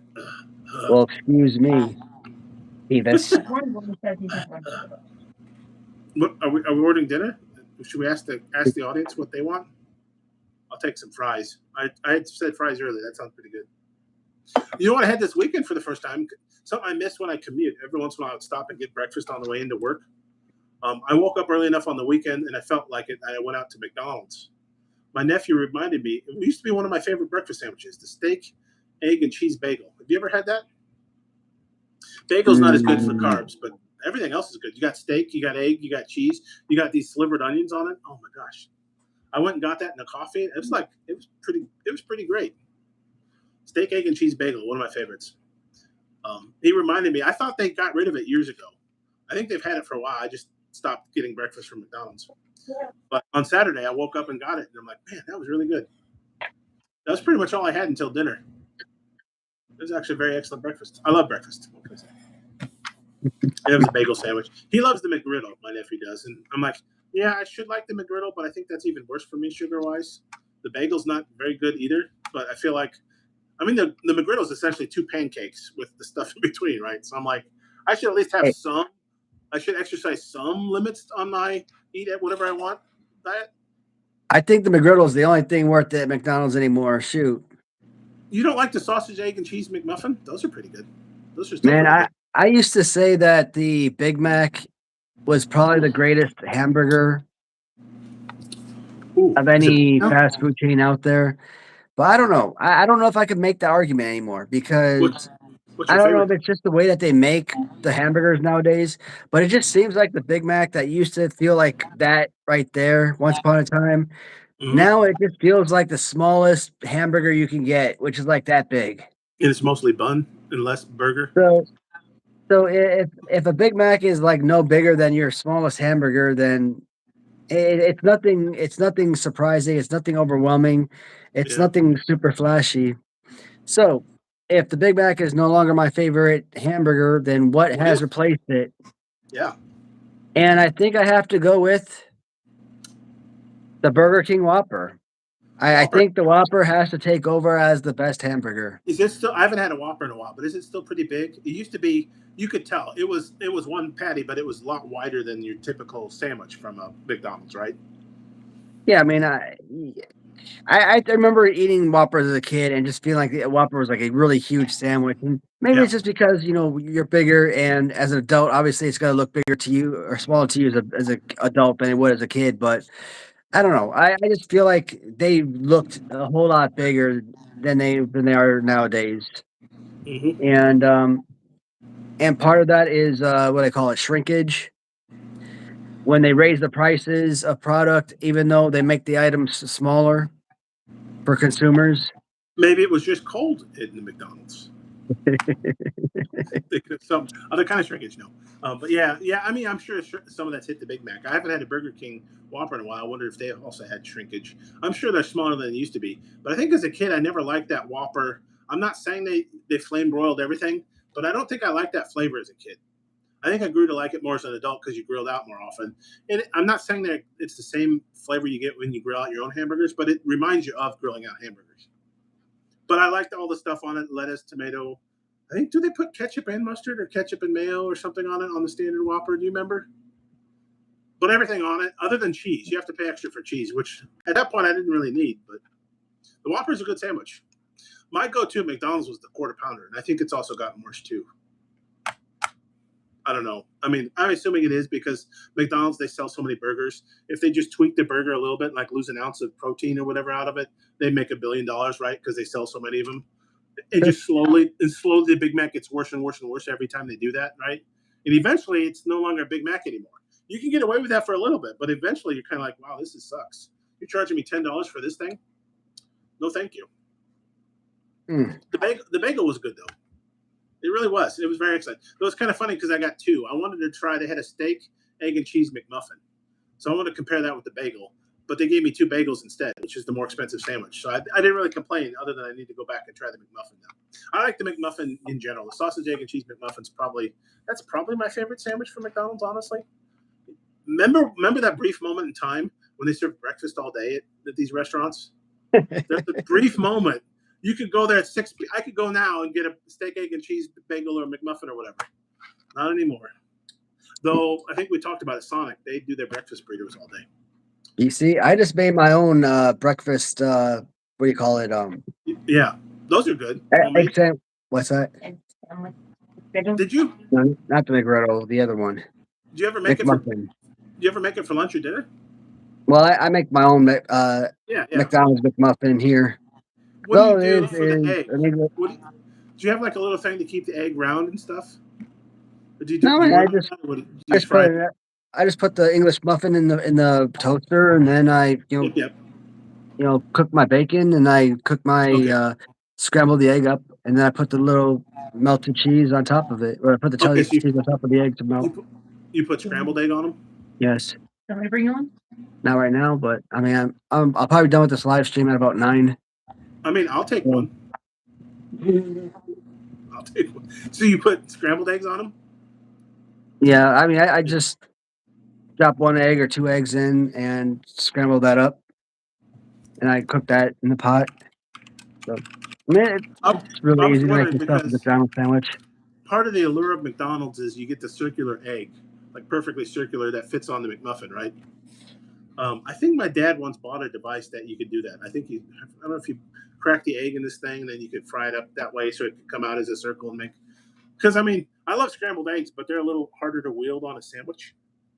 Probably if I did what you did, I would keep it separate and just like bite into the McMuffin while I use the fork to eat this. It's the same idea, but it's the same way I do homemade like Tex-Mex or Mexican food.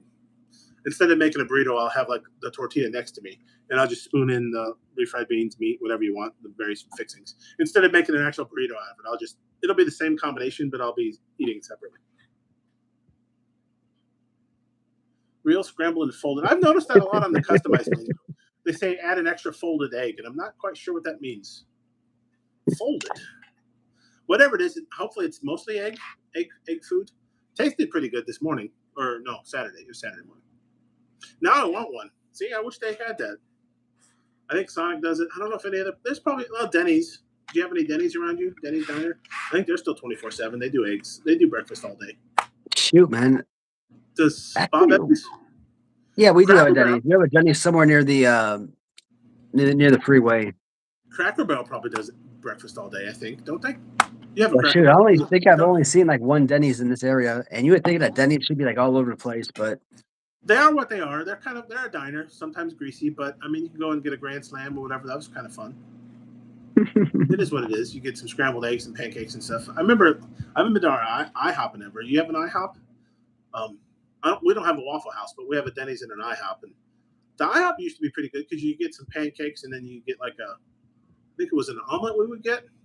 My dad and I would go a lot. We get an omelet and pancakes, and of course with the pancakes you got like 3 or 4 different, I think, syrups. There's like a butter pecan and a strawberry and a blueberry and maple. I think that was always fun. I mean, pancakes are pancakes, but you got to play around. Like, well, this pancake I want to have blueberry on. This next pancake I'm going to put strawberry in. Final pancake, butter pecan was my go-to. That was kind of a weird flavor, but I dude, liked it. for as long as I've been alive, for as long as my family has always gone to IHOP, we have always gotten chicken tenders from IHOP, right? Really? Okay. That has always been my meal at IHOP. Chicken Are they any tender good? with honey mustard. Yes. They do chicken and waffles there too. I think you can get waffles at an IHOP if you wanted. I don't know about that, but it's always been like chicken tenders, honey mustard. So you get the little dip, the little bowl with the little honey mustard, for dipping sauce, right? Or Yep. you just pour it on top of the chicken. I swear to God, every time we order takeout, it doesn't matter if we're ordering from Taco Bell, McDonald's, IHOP, wherever. Whenever we order takeout, we always order for extra sauce.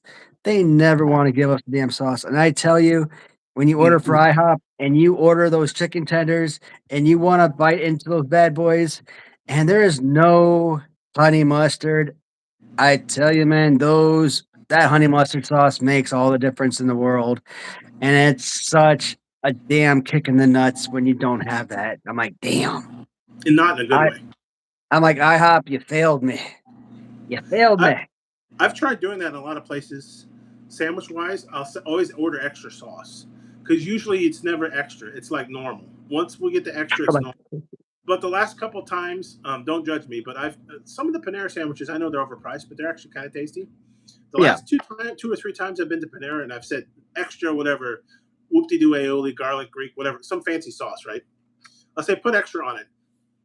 They were not kidding. It was like mostly sauce, the sandwich. I'm like, can I not get a consistent? Because usually you put extra sauce on it, they put like just a little bit, right? And then it's normal. They're like, okay, at least it's not dry. But the last 2 times, it's kind of like, have you ever had an Italian beef from Chicago? You can get like dry or wet or fully dipped, or the different ways you can get Italian beef. This thing came back wetter than any Italian beef I've ever had. I'm like, okay, I need to lead with a knife and fork. It was too wet to eat as a sandwich. Not a nice problem to have, but every once in a while, when you say extra, they're like, okay. It's kind of like they took it as a challenge. Like, I'm going to put every last dollop of sauce on this freaking thing. Because, like I say, usually extra is just like, oh, one extra, a Why little bit of is onion, that? one Yeah, extra, a little bit of that extra. is exactly what they do. And that's why I don't like paying I've for been extra. noticing that. I don't like paying for extra because I know it's never going to be worth it. Let's say I'll put an extra whatever on it and it'll be 50 cents. I'm like, are you really going to put extra lettuce, tomato, whatever it is? You probably aren't. It's not going to be worth it. But when it's free, I'm like, yeah, sure, throw extra onion on it, throw extra sauce on it. Because rarely do they really, really, really, really make it extra. But every once in a while, you get all the onions or sauce in the world and you're like, okay, that was extra. My wife, she ordered me McDonald's the other day, and I got a couple of little smaller burgers. No Big Macs And for you anymore. Get rid of those Big Macs. I really don't care for the Big Macs. They don't even No, make them right, and they're about as the size. More you get down. They've been enshittified. Is that the verb that everybody's using? Enshittification. They've been made worse over Morty, years do and not years. eat whatever the hell you're eating. We've been talking about food so much. Morty's like Big Mac, Whopper, Lint, hair tie, whatever I found on the floor. What the hell is he doing? Rare Hulk Hogan 1984 action figure. Dude, stop sniffing everything. Get off my table. No. So, Of a two. guest on the show. Andale.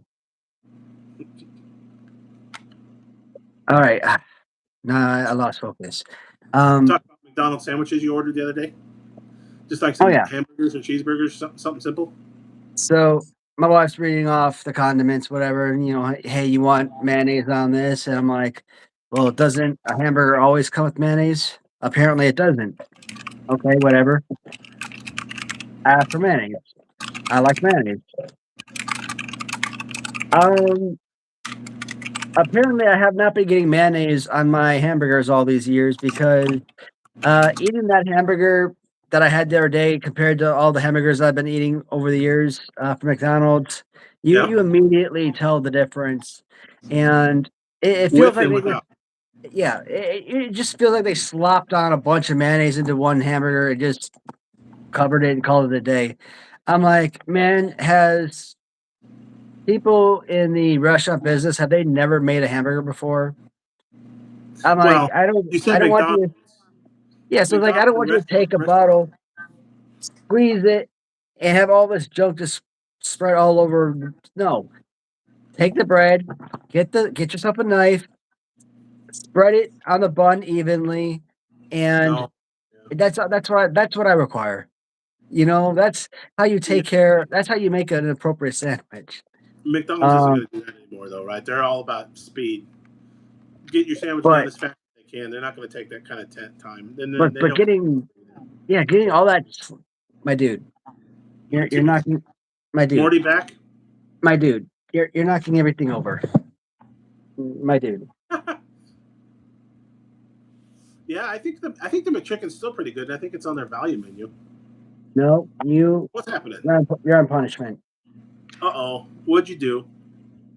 Yeah, I Yeah, don't I'm think not. they have time, right, Haley? They don't have time to knife it on there. You're lucky they get it in the general vicinity of your sandwich. You're on punishment.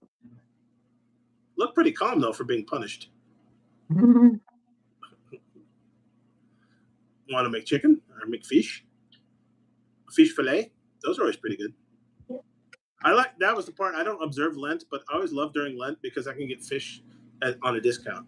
It seems like every Friday there's going to be fish fry somewhere because I can eat fish all year. I'm not. I've been really getting into shrimp lately for some reason, but I can always go for some fish. I found some local place that's kind of a hodgepodge of ethnic foods. You can go in there and get all kinds of weird fried gizzards and livers and chickens and fish, and you can get Indian food and a bunch of other things. And so I think last time I went there, I got butter chicken, an Indian dish, and some catfish nuggets. And those are He's both really, coughing guns. Oh god. yeah. Well, I wouldn't be surprised. It's all about speed. Like Haley's saying, they don't use knives. That would slow them down. If you're at home making your sandwich, yeah, you'd use a knife it on or whatever. But at McDonald's, they're going fast, right? They're not. You're lucky if they got that mayonnaise in the vicinity of the wrapper that they're going to wrap your Yeah. sandwich in, and then you got it all along. Have you ever had that where you got a sandwich with extra sauce, and it feels like all of the sauce is on the outside? Mm. You're like, what happened? You literally just got this in the area of the sandwich, didn't you? You didn't get it on the patty or. I mean, I want to blame them, but I realize they're not making a lot. But I still would be like, maybe a little better. I'm not saying this has to be, a 5-star Michelin graded restaurant style hamburger, but maybe a little more pride in your work. I mean, I realize they're not paying you a lot, especially at McDonald's, but and some of these places are super busy. I know Panera's expensive, but every time I go, they're busy. So they're trying to work like McDonald's at a higher price point. So I get it. You're not getting paid a lot, but just a little extra effort if you could, I would appreciate it. But I think I got to be applying to become oh, do a you? restaurant supervisor over at McDonald's because Maybe that's why Burger King's better. Haley's saying they use a special. teach these Maybe guys that would be better. how to make a darn burger the right way, man. Well, the problem is you'd get fired because they'd say you only made 5 billion hamburgers instead of 5 billion and 10 or whatever, right? I'm sure they have metrics. You have to make so many per hour. Maybe that's why your Burger King's better though. They use a spatula for their mayo instead of just a caulking gun. I wouldn't be surprised if that's the case. Mm. Now I kind of want Burger King. I haven't had them in forever. A Whopper sounds pretty good right now. Every once in a while, you get like a coupon. I got one at McDonald's a couple months ago. I think it was like half off, like whatever quarter pounder you wanted. And so I'm like, okay, I want the triple quarter pounder with extra bacon, all the stuff on it, because I'm getting half off, right? This is the only time I've ever gone to order this $20 sandwich. And I don't know if it was worth it. We're at an hour and 50 minutes. So only 3 more hours to go. I'm just waiting for this thing to flip over. Oh, it's about time, isn't it? We haven't talked about wrestling figures at all, so that's pretty refreshing. I'm not sure. Oh, I'm not sure I have much to talk about. What's the end of the fast food game? I kind of like I like our food discussions. I liked our baseball discussion. We had some pretty deep cuts there. Home Depot must be Home Depot. I have yet to see I've seen McDonald's and other places inside of Walmart. I've seen a Home Depot with a restaurant in it yet. Oh, the caulking gun reference, right, Bum? I got you.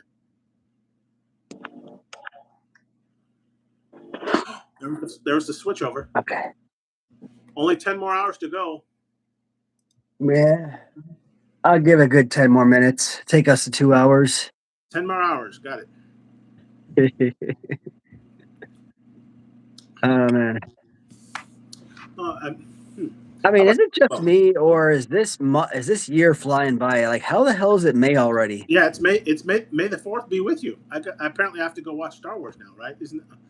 It's May the 4th. I'm contractually obligated. I have not watched any Star Wars content today. By the end of the day, you are all required to watch at least something, right? I think that's the rules. I didn't make them up. It's May the 4th. You got to buy something Star Wars related or watch something Star Wars related or listen to. Maybe I'll listen to the Imperial March. Will that be enough? I totally forgot until now. It was May the 4th. Burger from Wendy's. It was a 13 patty. Holy God dang. cow. I do like Wendy's. You're more likely. I got into Wendy's and I'm glad I didn't for a while because it's not safe. But a lot of times in their app, they would be like, oh, hey, you get half off or whatever. And I'd be like that. Wendy's, you're more likely to be able to get the triple patty, triple bacon, triple heart attack burger. And after years and years of Cornette saying he loves Wendy's, I'm like, I never go to Wendy's. Let me give it a shot. And I get the app and download on my phone. And they have rewards programs like they all do. And invariably, I could get like a pretty huge sandwich like this T-Rex, not quite as big, but for like $5, you get like a 7 patty, 7 pounds of bacon. I'm being hyperbolic, but you're more likely to be able to get the huge burger from them. And it was probably not good for me, and I'm glad I don't go there a lot. But yeah, I've heard Jim even was complaining about Wendy's now. I mean, it's all getting shitified. That's their technical term, where it just gets slightly worse and worse.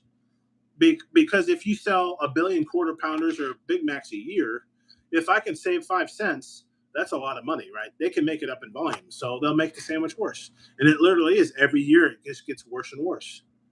Eventually, it's no longer a Big Mac. Like smaller changes, you turn the temperature up, you might not notice your pot, but eventually that pot's going to boil, right? You've turned it up too hot now. Now that water is boiling. Now you realize that's not a Big Mac anymore. I don't know what that is. Because you've made it so small, you've made the taste so terrible, or it's more lips and assholes in that burger rather than real meat, right? Something they've changed, and now you're like, okay, now it's no longer Big Mac. There are continuous changes, but it's discrete in the flavor. You see, like, that's not a sandwich anymore. I don't know what that is, but chocolate has gotten really bad for that.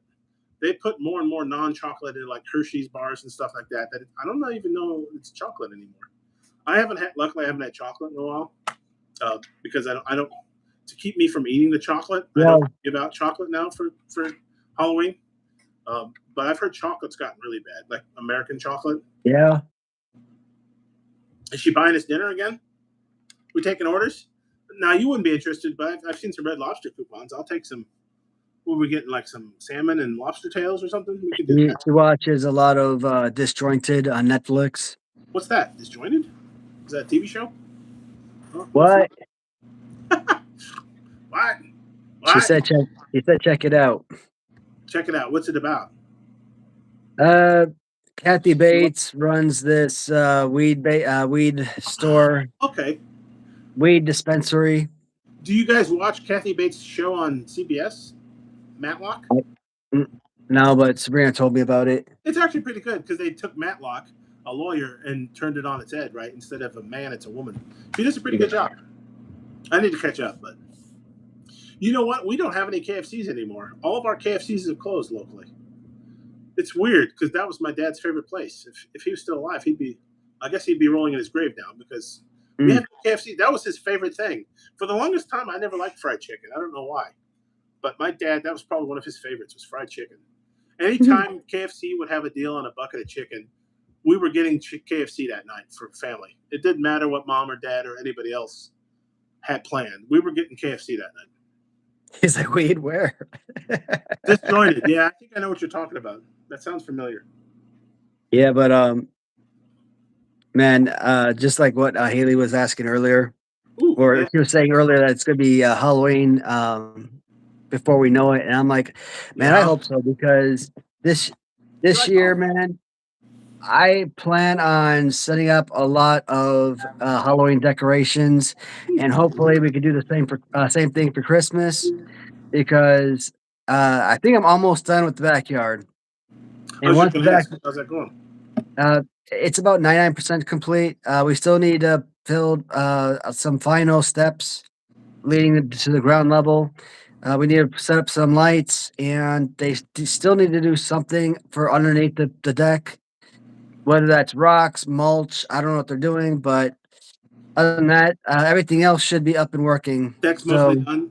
The pool's back up and running. mhm. Nice. So So now you need to upgrade your internet so you can stream from your deck and from your pool, right? yeah, yeah. There's some extra holes that have been put inside the sauna, so they got to get some kind of putty or something to fill in those gaps. But I was using it the other day and it was working. I actually got too hot in there that the machine started going off. Alarm started going off saying too hot, too hot. So I'm like, well, shit. In I the wanted sauna. I wanted to go all the way up to its capacity to see how hot it could be, whatnot. Did you ever watch SNL from back when Eddie Murphy was on it? I never watched this and I didn't like it. It was never my thing. Because you said too hot, and I was thinking of Eddie Murphy did a James Brown, and one of his things was, "Oh, too hot for the hot tub, make me sweat," and he'd get out and they'd put the thing up. That was the first thing I thought of when he said it got too hot. I instantly went to Eddie Murphy and said, Saturday Night Live is kind of weird. He also did Gumby. That was pretty good. I'm Gumby, damn it. Look that up on your Peacock. They got some old SNL. I don't know about new SNL. I haven't watched it in years, but SNL's had some moments where you kind of forget all the people that were on SNL at one time or another. So you're Yeah, mostly done with the backyard. yeah, I have to redo my tool shed, but that money I really need for the action figure line, so Yeah, I I mean the tool can sheds are nice to have at this point, right? You can wait on that. You think? yeah, that's what I might have to. I mean, Either I've got two Bastion Booger retros. I need like an LGN style, so you need to get that delivered. I'm ready. I like the multiple scale, and then maybe you or we can talk to AJ about getting an Everest style Latuni, so I get all three sizes on the Bastion Booger. No, I'm kidding. that's what's up right there. Yeah, Haley, if you like John Lovitz, if you're talking SNL, The Critic, great show. It's definitely available on Tubi. You have to watch ads though, but The Critic is funny. It only lasted a couple years, but if you like John Lovitz, he plays the main. He's a movie critic in that show. He does a good The Critic. It's a funny show. Well, no, that's good news then. So things are settling down a bit. Think so. Now Yeah, we just. so I mean, I guess there's more stuff we could talk about on Wednesday. What do you mean? We still got a couple hours tonight. I mean, we got a couple minutes. Yeah, like I said, a couple. No, I'm kidding. Got Uh, about a minute and a half or so, but yeah, yeah. Check it out, Haley Tubi. I think I was on Bums. We talked about The Critic, and I looked it up. I think that's the only place that has it. So I've been watching The Critic and Perfect Strangers on Tubi with ads. But it's kind of fun because I remember I was pretty young when Perfect Strangers was on, but I do remember it enough. That's kind of fun because now you can like watch every episode. Back then we didn't watch every episode because you're either busy, you didn't. I mean, you might have had a VCR, but you didn't record everything. Like now, you never have to miss a show. I have bologna tonight for dinner, or is that a TV show? You ever do fried bologna? That used to be a thing. Fried bologna or fried spam. I could never get into spam, but fried bologna is surprisingly good when I was a kid.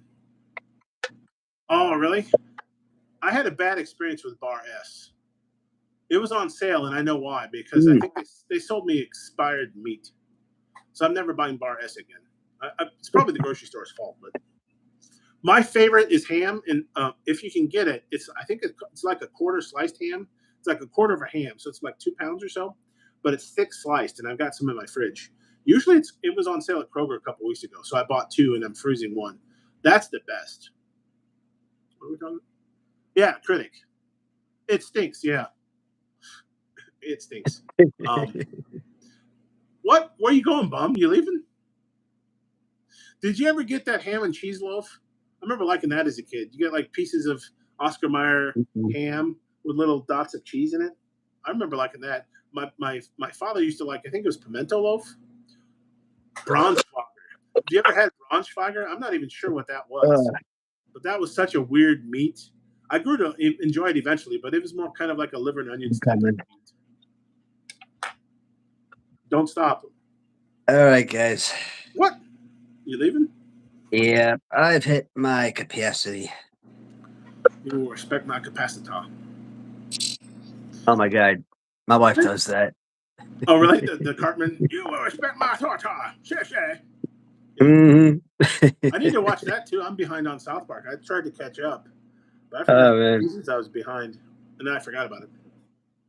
I, So what's I on the like this agenda? because it just goes to show not every video has to be wrestling related and all that. I mean, we do other conversations, other topics. And if wrestling or collections come up, great, but they don't have to. Oh, speaking of which, so I did get a couple more sets of figures in today. I think figure collection. Ooh, what'd you Uh, get? I didn't open the box yet, but I think I did get a notification from FC store. So I think it was the 2 pack of Brian Adams. I Oh, think. So retro. so so crush. Um, The new ones, the yeah, heel, the face ones. I don't have yeah, those yet. I've got the. Were they heel? The other because he's had Brian Adams before, right? Were those heel crushes before? I think they were. I've got those, the older ones. These are newer ones, right? yeah. Because I got them on. Kona I got crush. the two versions on green card, That's the ones I've got. Yeah, and these are different versions. So these they've are newer. remade Crush like 4 or 5 times already now. I was going to do it during that 18% off, and I never did. Probably because I had too many. I was on retro fatigue because Haskell had been having a sale every week, and I'm like, oh, come on, figure, why are you doing this to me now? And then I hemmed and hawed and waited a day or two. I think by the time you said the code wasn't working anymore, I'm like, okay, I guess I lost my opportunity. So I Yeah, never did because I was going to buy those Konas I didn't have, the new Brian Adams, and then I wanted to because I like the noise. I've got one of the blue minis. I was going to buy the other blue mini and the other two was it atom bombs that actually yeah, have the bone mhm, crunching action from figure. yep, I was going to buy those, and I never did. I never pulled the trigger yeah. There's two variants of both, and because I Blue don't want Mini the and size. The those are size worth is it. I like them. it's like 6 inches, but I like the bone crunching action. They Yeah, stopped doing that, but I'm like, well, I kind of like it on my one blue mini. I thought I'd get the other three. Maybe eventually I will. and I asked them about that like way back when, like Why they? probably right around the time the third figure came out. I'm like, "Hey man, I got a defective piece. The crunching feature doesn't work." And he's like, "No man, it's not going to be on any more of these figures. Yep. It was only on Blue Mini and Atom Bomb." And he just said it was a cost thing. Okay. Yeah, It was that too makes sense. expensive. But I've got the retros of like anybody I want, like the Hardy Boys. I've got the retros. I don't think I'll buy the bone crunching ones because they don't have the action. Because also the size is wrong. It's like 6 inches. I'm not into that. That's probably one of the scales I don't care much. That's the elite scale that I don't know. It's kind of a weird size, but I like the noise and it's a good fidget toy. I mean, it works thinking and like making the noise, moving this in back and forth. So I'm like, oh, I could buy the other ones. I just you got to pick and choose because I don't have all the money or space in the world. But I bought so many Hastel toys that I'm like, I waited too long on that figure deal, the 18% off. But you did save 10% at least, right? You can always save Yeah. 10% with Kyle. I think Kyle works in Fig Heel. I think I used a Fig Heel on that one. I wish Major did because you caught up on Major now. No, I know I'm still missing some, but I ordered a bunch from. I think I ordered like 7 of them from from Major Bendy's recently, plus that from FC Toys. Yeah. I think I got the 2 new Crush figures. I got in, I believe, Gilbert. Okay. Did you I get that think I four think pack? I think almost all of the Series 5. You got that four So, pack with yeah, so I got Perry, Gilbert and, who else was Perry, Perry the Saturn, the Patriot and, Patriot, and then Marcus Bagwell, USA. yeah, um, then there's, other 2 guys, it's the Saturn in red and blue, but that's Oh, supposed to be coming some other time, and I also ordered, red of the, Insane Clown Posse. okay. Yeah, I think I ordered both of the ICPs. What happened is the Perry Red, I think it came without his beard or stubble, so they had to remake it, which was nice. Like Bum and I both said, we got the four pack because it's cheaper. But I really wanted secretly I wanted the Perry in blue more than the red one. And so they offered to say, hey, the Perry in red, which was supposed to be part of the four pack, came without his beard stubble. The blue came with it. They offered to replace it. And the blue's supposed to be rare.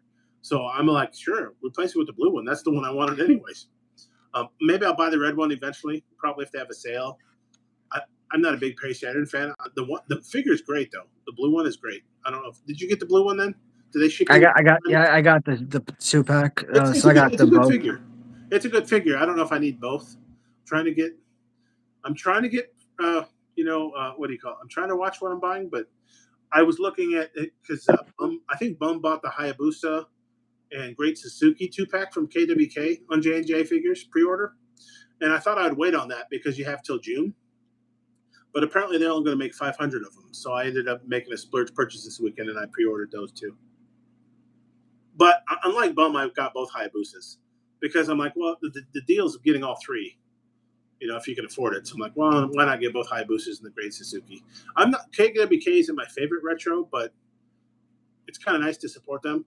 Previously, I bought the Bad News Allen ones to go with my Bad News Brown, or is it Bad News Allen BRG? I think he's under the Allen name for BRG as well.